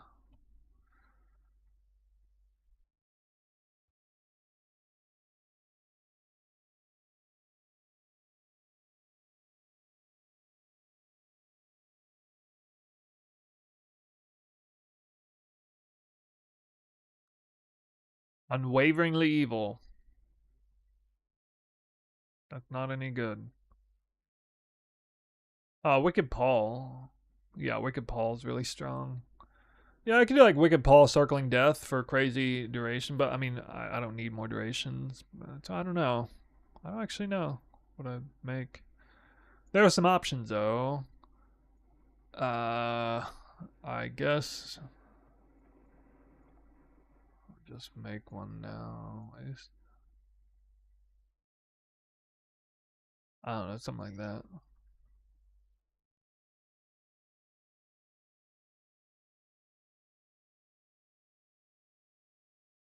Oh. 6 passives. Raise your hand if you're going to play this league starter. Who is brave enough? Who dare? Who dares go absolutely way off the beaten path? This is the last build in the entire game that has a chance of becoming meta. Try to imagine a world where this league starter is meta. Can you see it in your mind, in your mind's eye? It would be if I wasn't making it, maybe. Alright, we gotta get a pair on here, obviously, at some point. Well, shit, Basics of Pain is pretty good. Magnifier? Oh, yeah, dude. Bro, I might just go all Magnifier. What? I could do, like, Basics of Pain Magnifier. I don't need crit chance. Pressure points is bad. Quick Getaway, still, you know, that's still okay. Yeah, magnifier is actually pretty goated here. All right.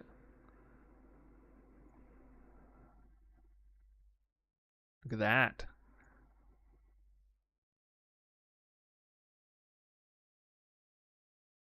Oh,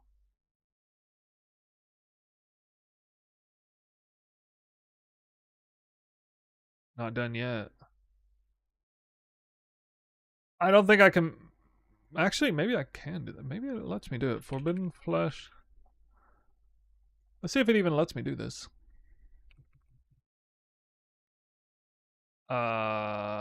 Knife in the... Sir? Sir? Assassin style. Wow, you guys are... Hold on, I gotta read this. What the hell?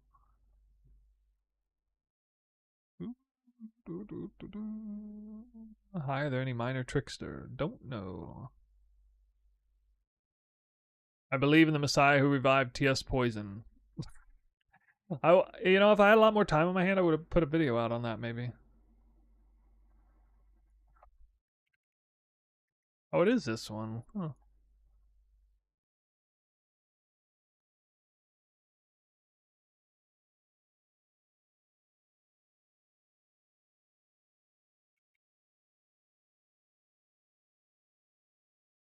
This is where the real fun begins.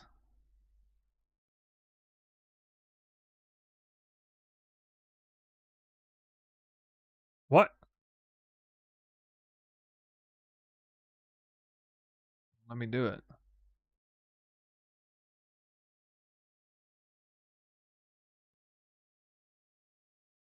What the hell, bro? POB is broken. No wander. No, screw that.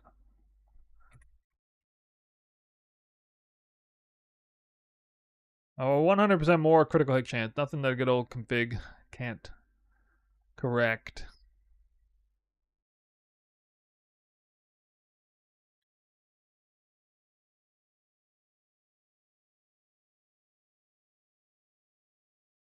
Oh, that's some crit we don't need. That's some crit we don't need. Kind of want to keep this one. That's too much good damage. I'm not wasting any crit, right? No crit here. No crit. Crit. No. Not taking assassination? Really? Alright, actually, fine. If I don't take that, I can do this. No problem.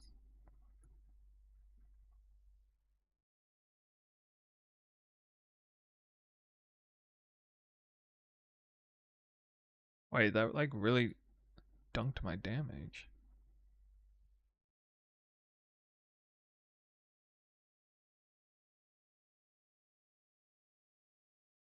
That doesn't even make sense.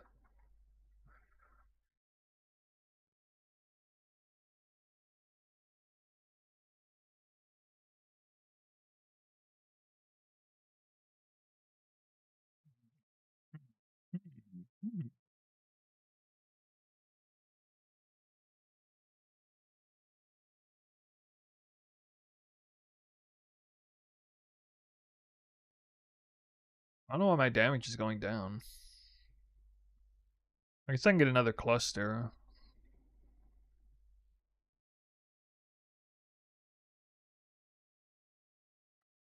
Well, actually, I need poison res. God.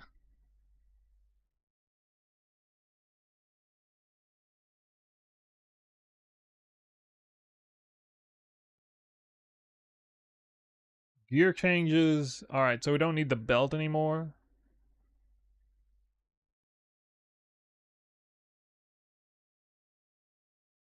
Oh yeah, here's something that would definitely be the case. So, uh, yeah, probably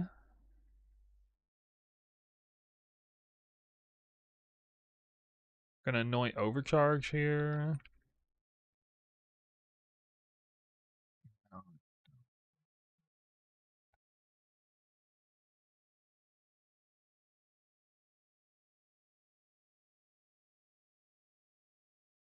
Give me those gloves.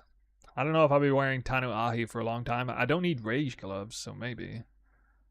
It's gonna be hard to beat adrenaline. You know? I mean, this shouldn't be very expensive. Either temp chains, probably not despair because it's weaker, but temp chains or enfeeble. Corrupted. Gloves with overcharge anointed for 5th power charge. Over here. I'm expecting to get gloves like these very quickly. This is another reason why it's not represented on the guide, but another good reason why to go like a super cheap glove like this would get the corruption on hit. Pretty good. Pretty good to have that for almost no price at all.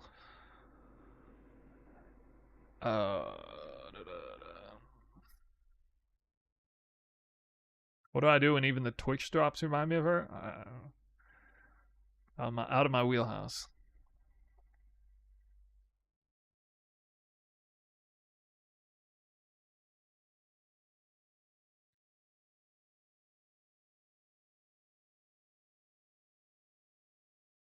So the belt could be Mage Blood, or it could be like, you know, a cooldown related random yellow belt early on. Ungol's Harmony we don't need anymore, that's right.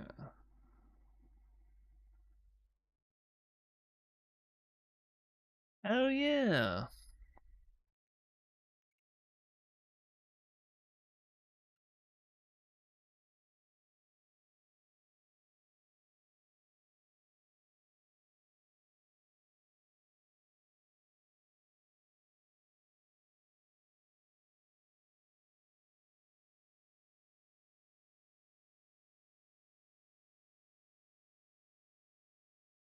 Can he do it?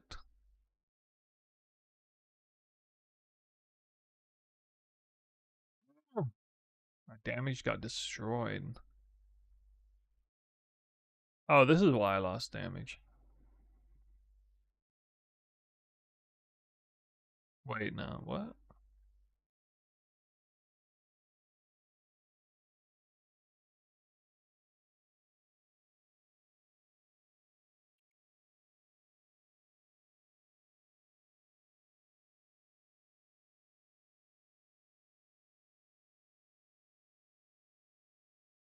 Now, what if I,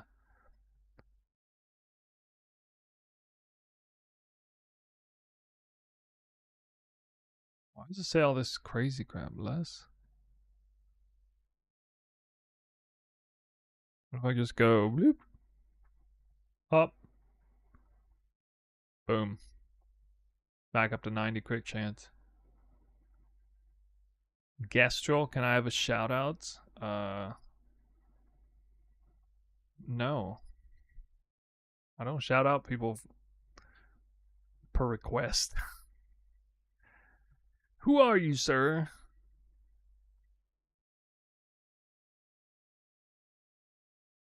So I'm also missing a ton of passive points.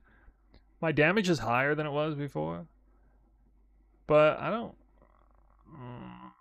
really know. I don't know how accessible this will be, an amulet like this with a different mod. I don't think Assassin's gonna be that popular. It doesn't look like it, right, guys?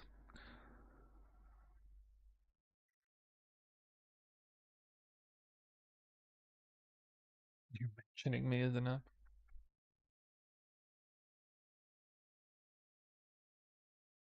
Yeah, okay.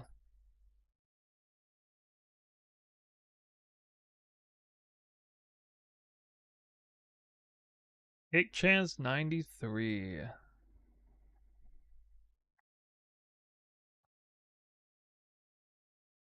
Yeah, a lot of uniques involved. That's right. A lot of uniques. I mean, doppelganger guys, you know, I could lose the insane mod. I could lose. I guess I can't lose the level 20 unhinged skill, but I could lose the 50% more crit chance while not insane. Or while insane. I could lose enemies killed while insane. I could even lose regenerate life for a second while sane. It wouldn't even matter that much. Or maybe I just use a different armor at some point. I don't know. Tanuahi can lose the life leech. Possibly even the onslaught. Probably wouldn't want to lose that. Tanuahi I'll probably keep the same with a good corruption, like a good double corrupted one. Lionized Paws can obviously lose the reduced movement speed while on low life. They could lose the flat fire on attacks. It could even lose the dex, whatever.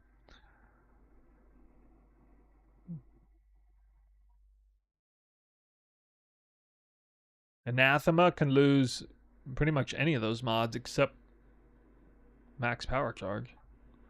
What would be the in-game quiver? Actually, I don't know. Quiver looks like trash, actually, when I look at the options. Probably like either Shaper or, Hunter influence with movement speed and poison damage enchants, or Elder influence with area of effect, poison damage, and poison chance. I don't know. Oh, that's why my damage went down, because my... Well, wait a minute, maybe. Poison chance. Oh no.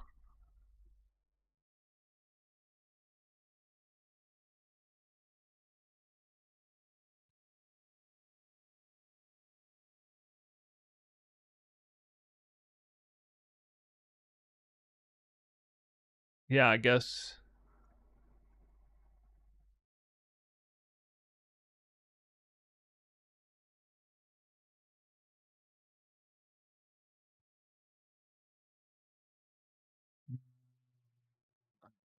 Get this solved real quick.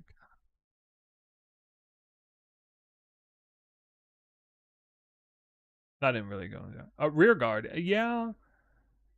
Yeah. Actually, rear guard is a decent choice. I remember seeing that, but I can't remember why. So it really sucks to lose up to like 140 life and 41% crit multi.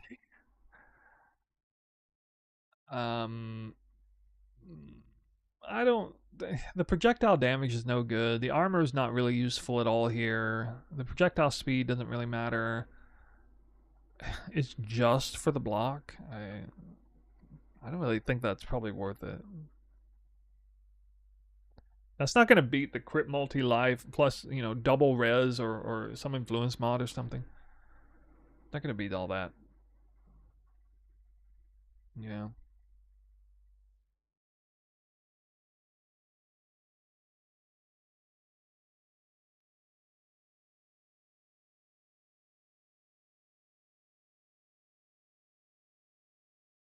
All right. Well, I can get some crit back there.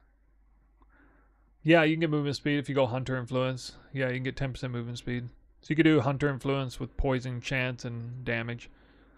30% damage.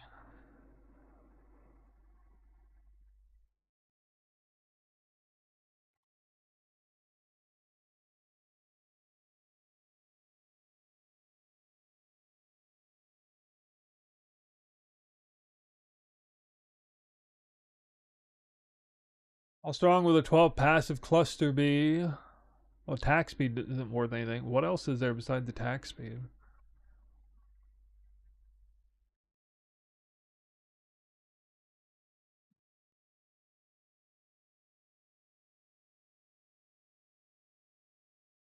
There's got to be a good cluster mod. Well, passive cluster.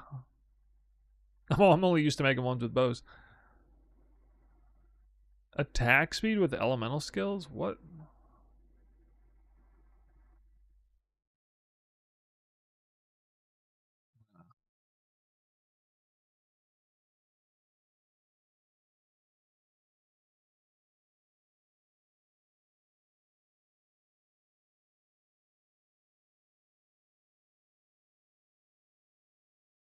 Well, I can get all my res and chaos res out of the way here, if nothing else. Chaos res, elemental res, lightning, cold, fire, regen, mana regen, all attributes. Attributes. Yeah, it looks kind of trash, actually. Oh. If I need the res or attributes, I can get it here.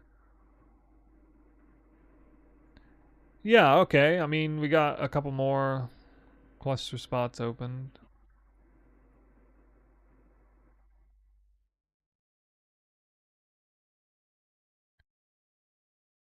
The brutal restraint is giving me basically nothing here, so that seed is garbage. But it would probably look something like this. I'm sure there's things I'm missing because all this did really is about double my damage. So perhaps there are other things to do, and I wouldn't necessarily need to do this. I'll be open to hearing what we might do, but this is not like some crazy high advancement in the cost of the build. It's not even got like Headhunter or whatever. Oh yeah, I'm not wearing a belt. Probably gonna be a Mage Blood build because I don't need either of these flasks. Bottled Faith is probably what I'd replace Corlitos with at some point.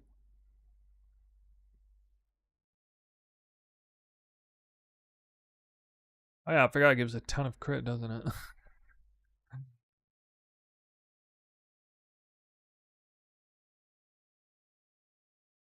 Oh, wait, what? Ow!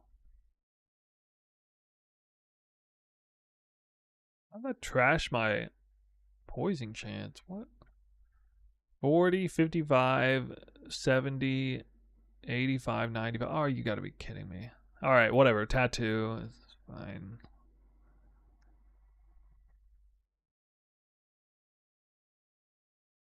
I even have one.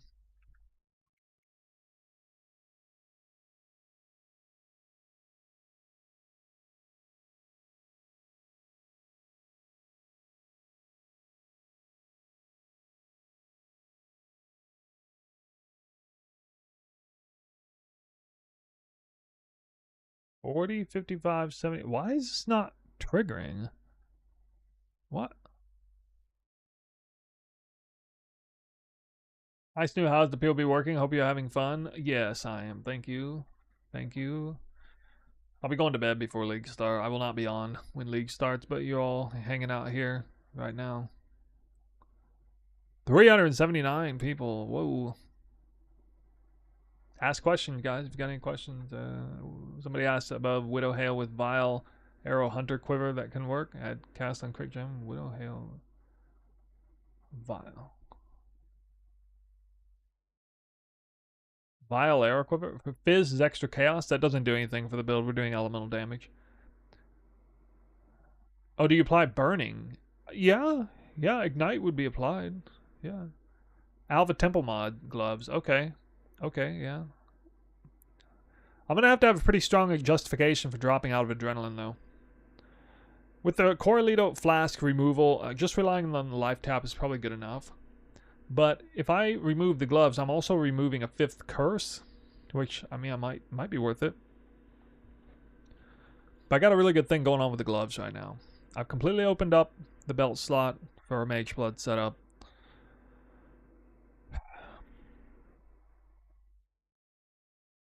We can improve the bow a little bit, but not much. Actually, I think the best in slot bow is a 3 additional crafted mods version. So the bow will not be expensive for this build at all. You know, like in the context of like, you know, real bows. Will you do a review of your early Atlas plans? Yes, I will. Thanks for asking. Should do that. The quiver kind of drives me nuts because there are some valuable mods on here, but it's kind of like,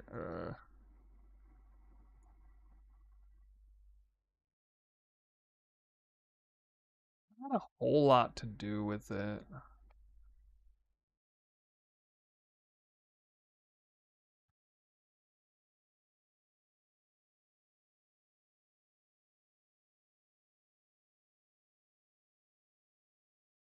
At some point we get Awaken Unbound. This is without even figuring out Unearth either. Like, we might be able to increase the build, like, damage by, like, a factor of 5 or something. 5 to 10 with Unearth, if I figure that out.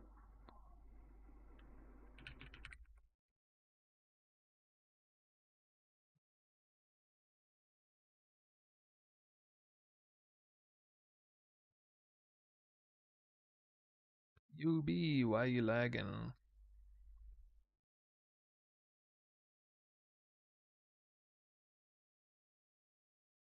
Oh, I can't run Awaken Cast on crit with this, can I? Oh, oh well.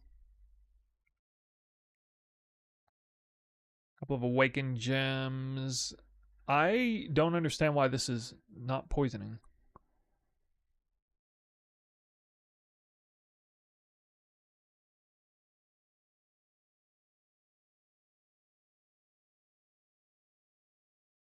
This is, I have a 100% crit chance.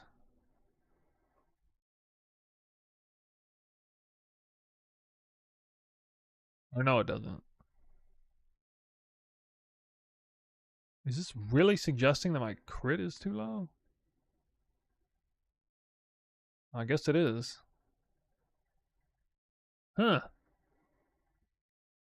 How do you think this will perform on single target? That's its strength. Oh yeah, I got a couple jewel slots open.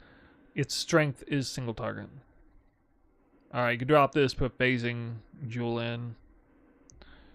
I suppose.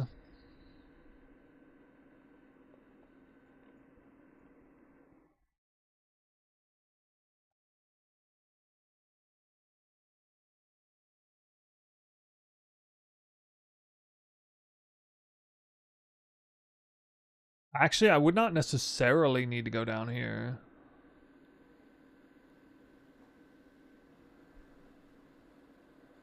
Probably do, but maybe I don't. I can maybe go up here. I don't really know what this has to offer. This chaos wheel isn't worth anything here. We got some life. I can swing around here, grab this.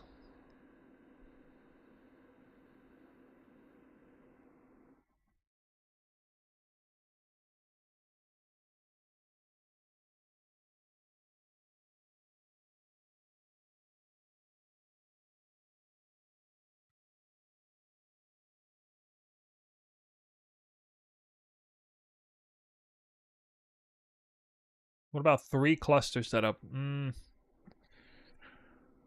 don't think I can fit in 100% suppress with 3 clusters.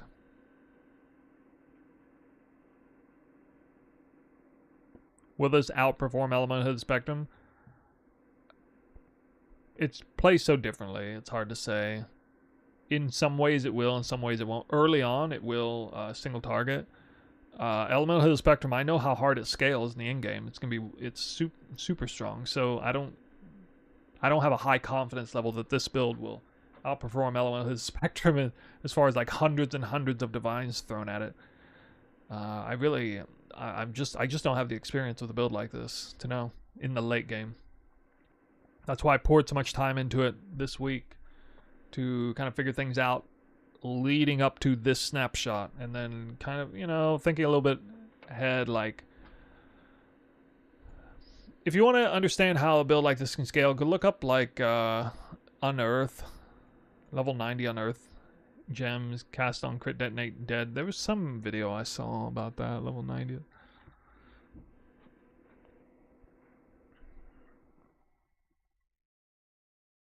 There probably is some way to make it work. There's also the Kitava's Thirst route, possibly.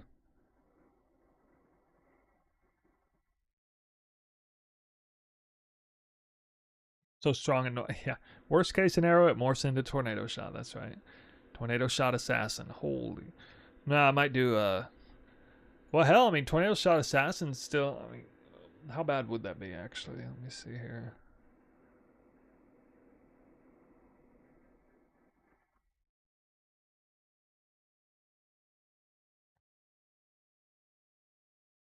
Elusive is S tier.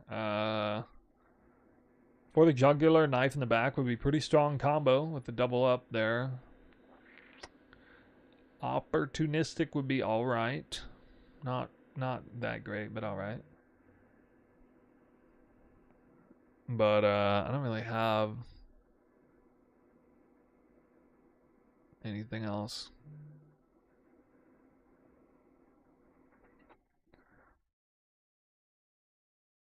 So it would definitely be a what do you call it? Bloodline Ascendancy setup because there's only 3.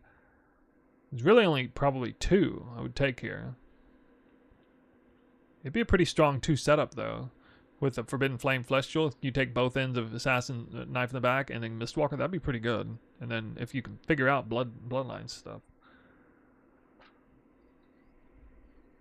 No, I wouldn't drop Elusive. I would drop other things. With the way I play the game, Elusive is the strongest ascendancy point. I'm kind of afraid of the wording "can poison" in the Assassin Ascendancy. Well, that's right. It does not proc all the time. It procs the exact percentage of times that you have percentage chance to poison. So you make a build that has 100% chance to poison. Or not. I don't know what's going on with this. This is being goofy. What is going on here?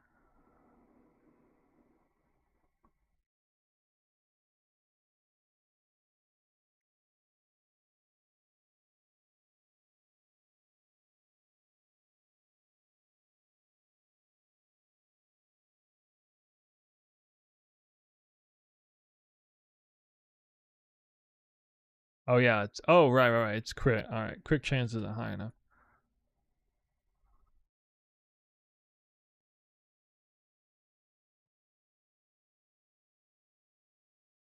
Third ring, drop Mage Blood. What?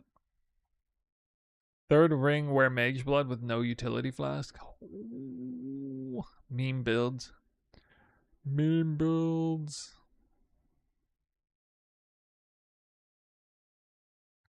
Nah, I mean I can get crit somewhere on a piece of gear.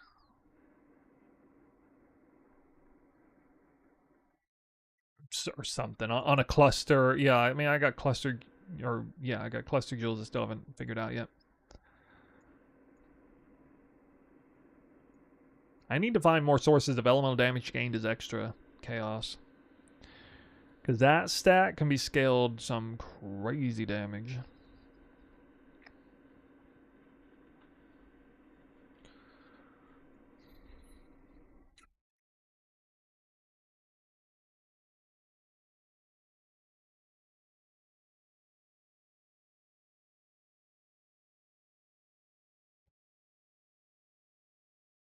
Yeah, I don't know. Looks something like this.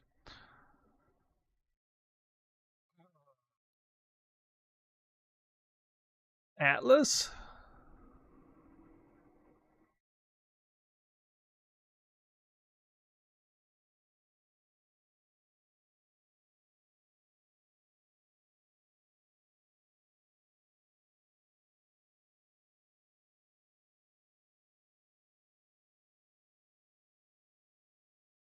God. What?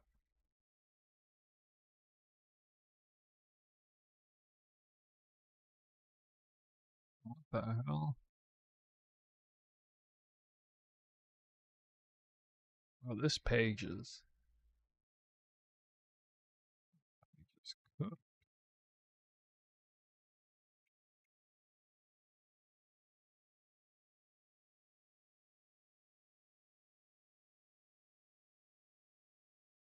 Wrong game, dude.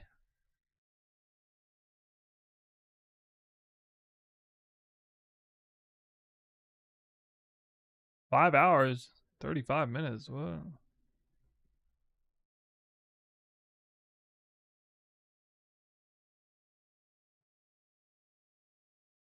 Wait, is the new Atlas out yet? I haven't even looked.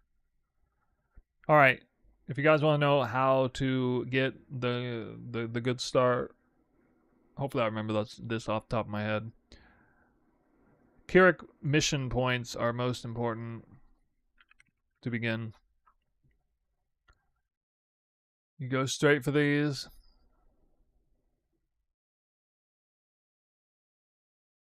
You go ahead and take this because it's right here.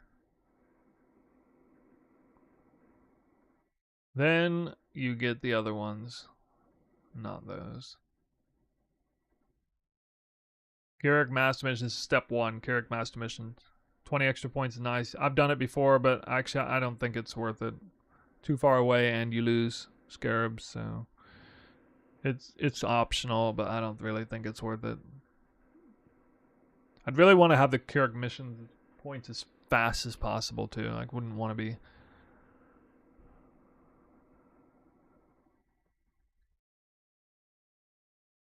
Because, like, I have done this where I went, did this whole thing. Alright, anyway. After this, it's... We have chance to drop connected map is really good. Forgetting off the top of my head if I go that or this first. I believe I go higher tier first. I don't remember exactly. Anyway, that's done anyway. Or, sorry.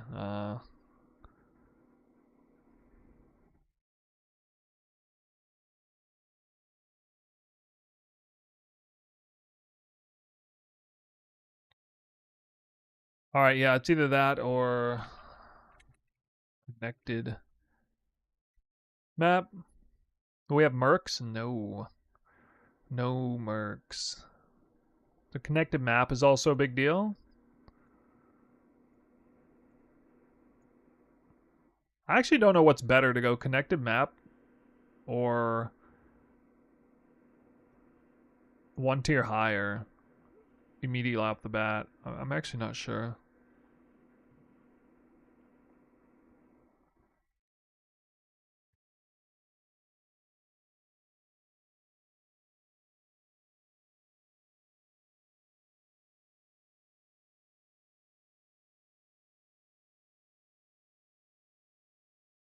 It's not extra map, sorry, it's tier higher. Anyway, this is probably the best thing here. June, yeah, some people do that. I don't like doing it. I don't care about that. Some people like going June missions.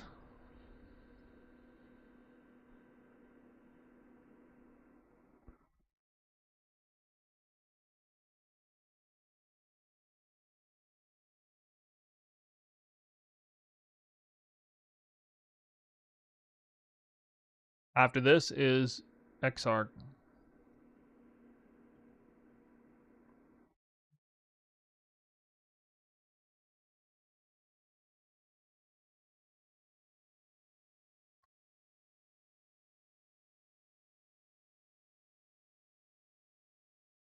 Basically here, and I mean at this point you're in tier 14s, 15s.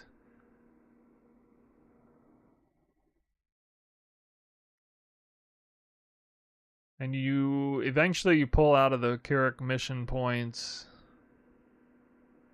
only after you're basically done with the Atlas completion, more or less. And you're thinking about, or at whatever point you're wanting to stop. Just hold on, I'm getting texted like crazy.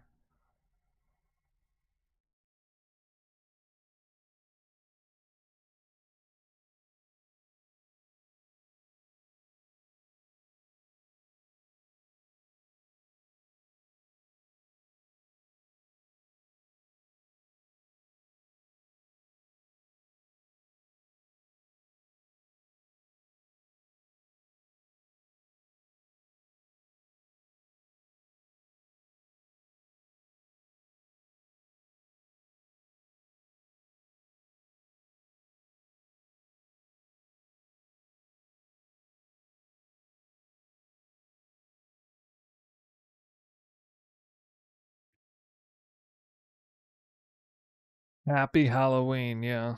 I actually just wrote that. It's Halloween right now. Do we got any trick or treaters in the chat? Maybe if I say trick or treater fast enough, I'll say trickster. Do we got any trick treaters? Trickster? Any tricksters in chat? Any tricksters in chat?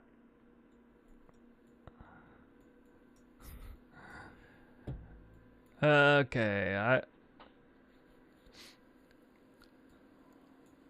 usually when I hit this, I'm already like beginning a new tree with Legion stuff, so anyway, this is basically a completed tree, and I just leave this to rot until I need the third third Atlas. Again, I use second Atlas. I assume there's no breach stuff. I don't really know. I just like farming Exarch altars and like some Legion stuff usually, but like I may fill this out to some Legion stuff. Yeah, basically just Exarch farm because I'm gonna try to jump straight into tier 17. The more interesting thing is the tier 17 strat. I'm probably gonna jump straight into cluster farming. Honestly, I level 84 cluster farming without killing the boss. I think we're gonna make absolute bank because the biggest problem with that farm is selling those damn clusters, especially the bases. And it's just gonna be so nice hearing that somebody bought my cluster base for some price that would be annoying to like exit the map for, but perfectly fine if they want to go in and buy it, like 5C or something. That's gonna be real nice.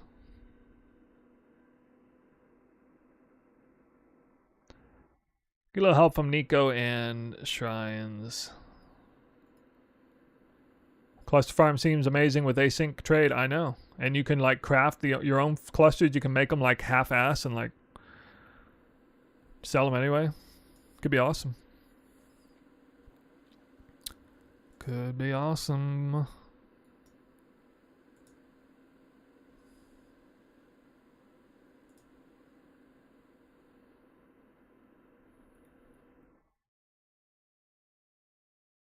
Kind of forgetting exact path. I don't know. I think it's. Yeah, all right. That's the Nico shrine setup. Sorry, here we go. Nico shrine setup. And then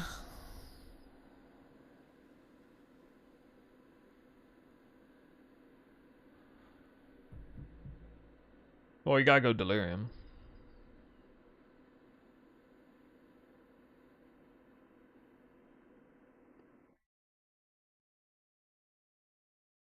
I can't even freaking remember this tree.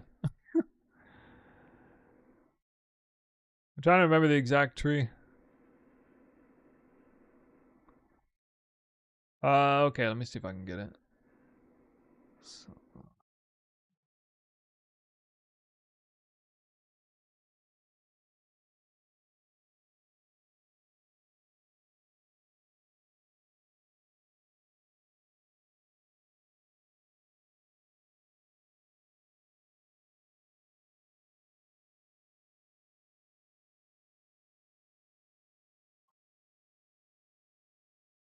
Yeah.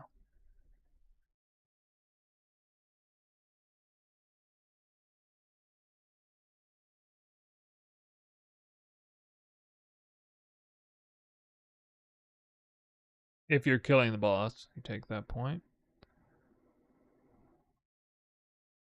Delirium League start. I mean, kinda. I might farm this as early as day 2. I'm probably gonna do Fortress Boss though, because again, Fubgun put Yoke of Suffering in his League Start build guide. So, I mean, I feel kind of stupid not farming Fortress Boss on day 2. It's probably gonna be like Atlas, a tiny bit of Legion Dunes day 1. Basically just Atlas. I think I'll probably just skip Legion Dunes like I did last time. Go straight into Fortress Boss, rushing. Unless the League Start is absolutely terrible with like League Start currency or something. Which, I mean, given that it's asynchronous trade as well, I mean, I feel like we're all going to have more currency than normal. If you're smart with it. So, I don't know. I'm expecting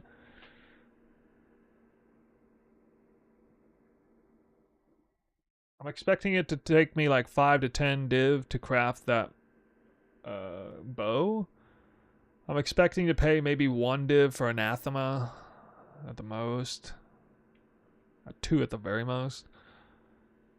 I'm not really expecting any of those other items to be cost very much. No. No, I mean, what is even going to cost on here?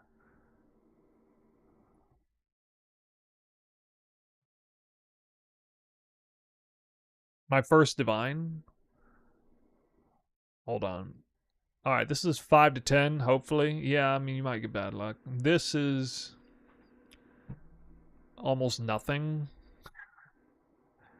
I don't even have to necessarily have crit multi to begin with. This is the implicits. Need mana reservation efficiency there. The rarity mods aren't needed. Otherwise, basically free. So you're just trying to hit the eater influence mod. I actually don't know how much this is, but I know it's going to be... The market's going to be flooded with them immediately. Because everybody's killing Maven. I suppose it probably doesn't cost much. It probably costs something corrupted. You know, when you get... Because you would want this with 50% increased damage corruption, right? But, I don't know. Tanuahi will be free. Lionized Paws is free. Ungol's Harmony is probably free unless it's rolled well. Then it might cost up to like a Divine or something. The ring, you could use Opal. You could use maybe Amethyst, Vermilion. This is not going to cost anything, really. You can see, because I mean, I only have like 3 mods on there, so it doesn't cost anything to get that. You probably just buy this straight off trade, like already done. And again, I don't actually care about rarity. I put rarity there as just like, oh, look, you can get rarity in the build easily just to prove it. You know, I'm expecting you have to pay something for Anathema. Like I said, probably 1 to 2 div would be my guess. I don't know though. It's probably as cheap as like 40C, but it is most. Anathema is going to be the most expensive item. I mean, I don't see why it would be that much more expensive than last league. I mean, do you really think so? Last league it was 21C day 1, 25C day 2, and then it went up because I guess suddenly people wanted it. It was not very expensive last league. It is more rare than Barracks Respite, so that is concerning, but it just depends on if it's going to be a desirable unique. There's not going to be enough people following my league starter to affect the price of that. It's not going to.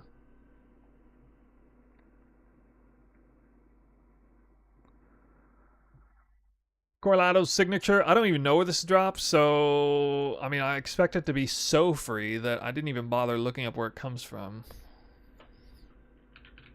Because I don't think anybody else wants this. Chantor. Alright, well, I assume that's super common then. I have a hard time getting it because nobody has it on their loot filter. The other flask is cheap too. The amethyst one. Actually, the biggest unknown for me is maybe, well, the biggest unknown is probably Anathema, but also Grand Spectrums. I've monitored the price of these 2 leagues before, but not recently. I'm pretty sure the percent elemental damage ones are not very expensive.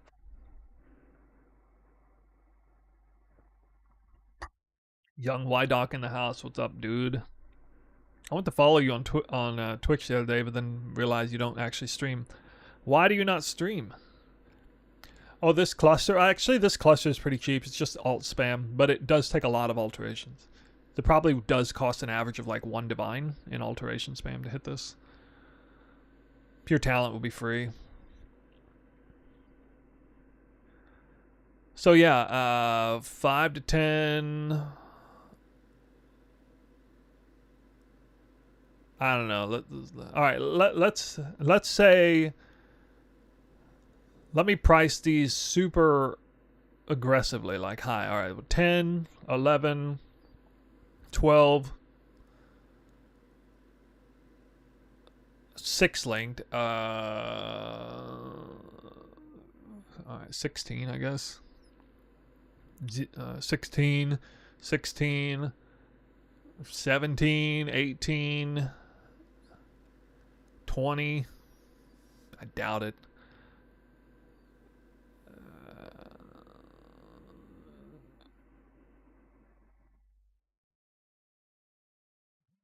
I don't know, 21, 1 div each, 23, 24.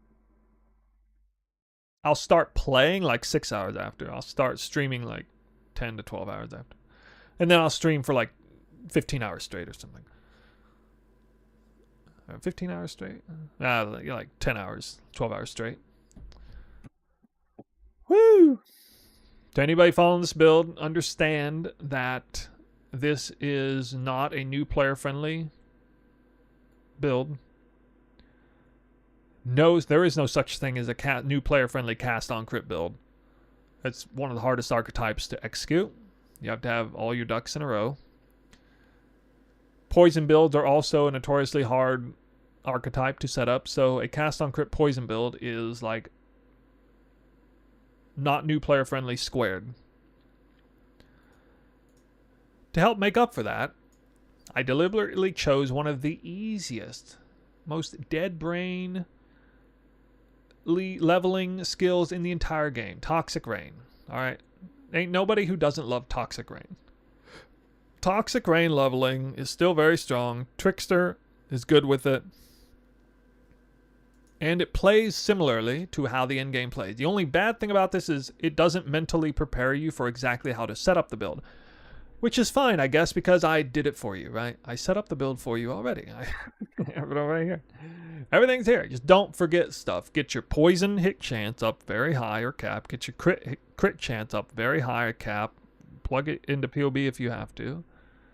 And then you can prioritize after that. You can prioritize all the scalars and stuff.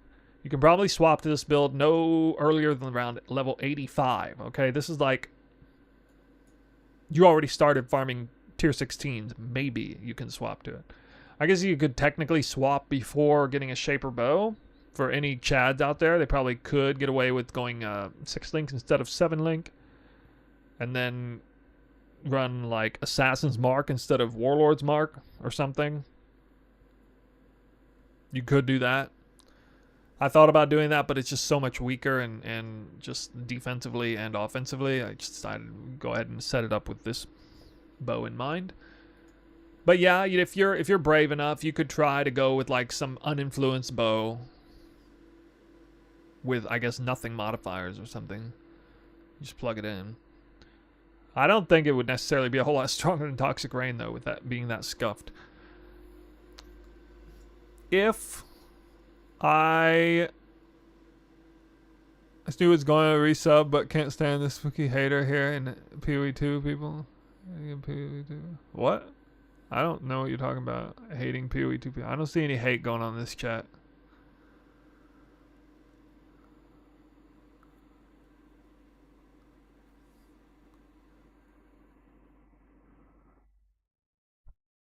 Oh, okay. I mean, I don't see that as hate. Yeah, that was just sounded like trolling or joking or whatever. Sounds fine to me.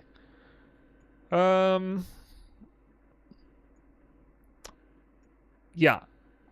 Must have. I would not even bother swapping until you get this cluster. This cluster requires item level 68. There will be tons of 4 or 5 passive medium crit clusters. You alt spam it. So this doubles your damage. So do not even swap to the build until you get this. This cluster, mandatory. It's a very low weighting too. So it's a lot of alteration orbs, but it's just alteration orbs. So that cluster, and I guess item level 85 plus, you could probably get away without that. You could get away without this. And so this would be kind of like bare minimum, you know. There's a lot of damage you lose here and a lot of damage you lose here, but at both far ends of the build of a few sort of, you know, not mandatory points, right? Because you don't want to drop life, you don't want to drop suppress, you can't drop leech, you can't drop phasing, you can't drop the really strong crit wheels, can't drop reservation efficiency. You can't drop the frenzy charge coming in here. You can't drop the poison chance. You really don't want to drop the accuracy. You can't drop the max power charge. So you could go in without these actually, but I mean you're gonna. I don't know where you're gonna get your chaos res from anyway.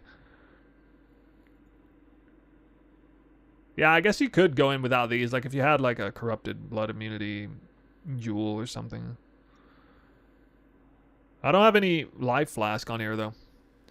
The build is designed without you ever needing to even want a mana or life flask. A lot of mana leech, a lot of life leech. This is actually a life leech anoint. It's pretty cheap, by the way. I think it was like the highest one was Crimson, I think, on this. Actually, I think it was black. Black? Well, let's look.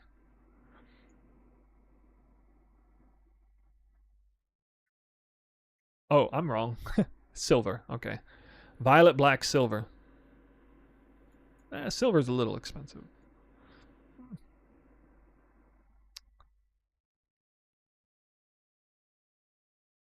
So this is what level even is this? 86?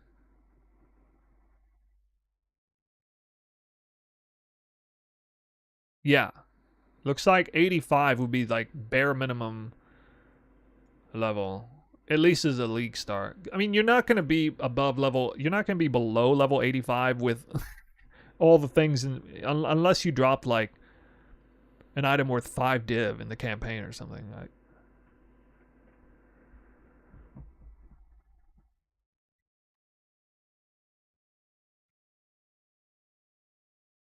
You could run without Flesh and Stone for a short time. You wouldn't have to have the reservation efficiency immediately. While still clearing your Atlas. You're going to need this amulet. You're pretty much going to need this ring. I wouldn't necessarily have to have it.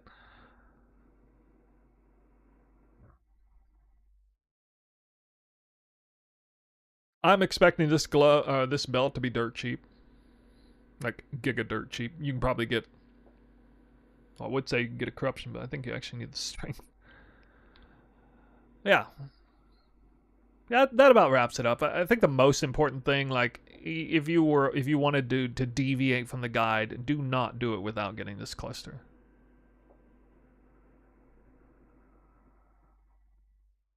Do it before this bow at your own peril. I don't recommend it, but if you think you can do it, then do it.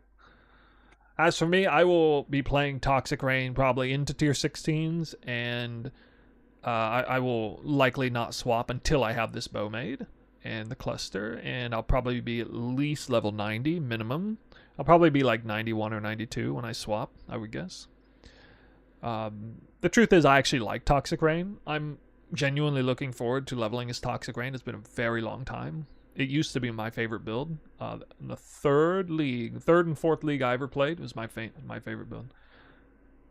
My doc, all right. Catch you for bed. I missed your answer. If you said earlier if you were streaming, I didn't read it. Maybe you didn't hear it. Oh, here you said it. Nope. Okay. Okay, guys, check out Young Wydock. He's the guy that makes the really cool Diablo 2 video. I mean, ARPG videos on YouTube. He makes some real bangers. Funny stuff, like actual comedy. Young Wydock. And he's apparently streaming now. I wonder if he's funny when he's live. Or if it's just all wrapped up in outtakes and edits. I'll have to find out sometime. Am I going to do Legion early on? Well, I mean, probably, like, just for a hot second, but not really all that much. If this next league goes anything like my last league did. I was just kind of jumped straight into tier 17. Once you have this build up and running, the boss DPS is quite good. It is not a great build for Legion farming. I want to get that straight. It's doable. It's just got so much delayed damage and stuff. It's not that the Legion monsters are dangerous or that you're gonna die because you got to take hits against them or anything. It's not that. It's just it doesn't have the clear speed and the snap clear that Legion does. You know, the Legion pops and everything on your screen dies. You don't have that. Like, the Legion pops, everything in the screen comes to you, you survive the hits, and then everything starts to die and the chain reactions start going everywhere, and then it's all dead. It just takes a little bit of extra time.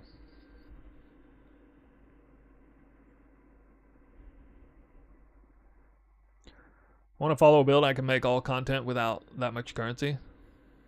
This sounds so good. I don't think the build's very expensive, but it is snapshotted to a later point in time. If your bar is lower in terms of currency you have to play around with, then just treat this as the League Start guide. There's nothing wrong with this, by the way. I could have sold this as a League Start build. This actually looks a lot more like a regular player's League Start guide. Does it not? Quill Rain, Here's Bite, Fox Shade, Tanai, Carnage Heart. With rares like these. This is what most people's League Start guides look like. Because they just set the bar very low.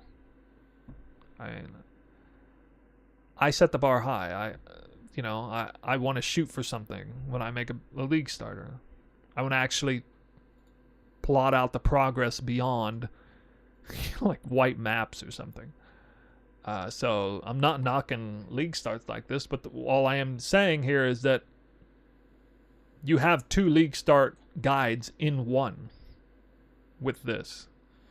You have a Trickster Toxic Rain League Start guide that reaches a certain bar, and then the level above is Bow, Cast on Crit, Poison, Detonate Dead, Assassin.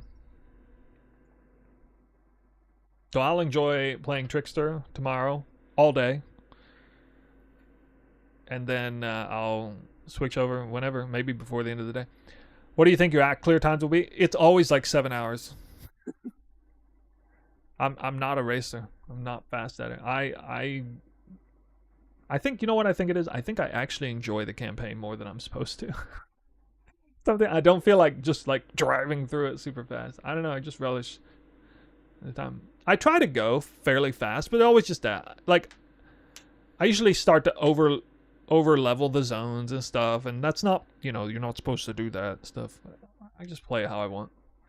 Well, I stream the campaign run. I'll probably start streaming around Act 6 or Act 7, because that means I won't have to stream like 16 hours straight or something. Any chance to help you out with what I should play as a Blight of Contagion? No, I'm about to log off here. Plus, I've never played that skill, so I don't think I can help you.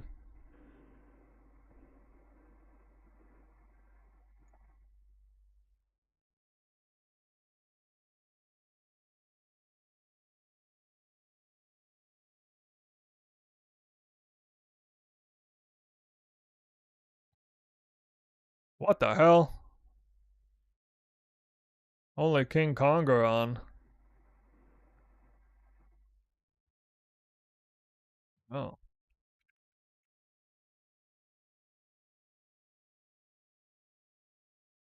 Oh, sorry, hit the other button. King Kongar? Again? Alright. Well, I'm watching myself.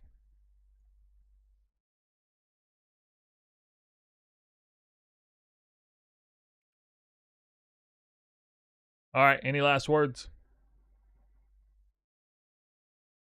To Twitch should go to King Conger. I guess he's also up early.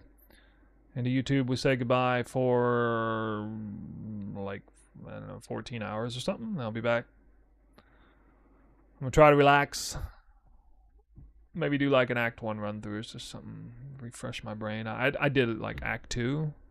I didn't hardly practice this at all. But I have so much experience leveling Toxic Rain back in the day that I don't think it'll matter. Anyway, guys, good luck. If you follow my build, thank you. We'll see how it goes. If not, more power to you. As for me, you can keep checking in and see how it's going. It'll be like usual. People say something about my build, and then I just hit the ground running regardless of the fact. It happens every single time. So I'll see you guys. Thanks for watching. See you tomorrow.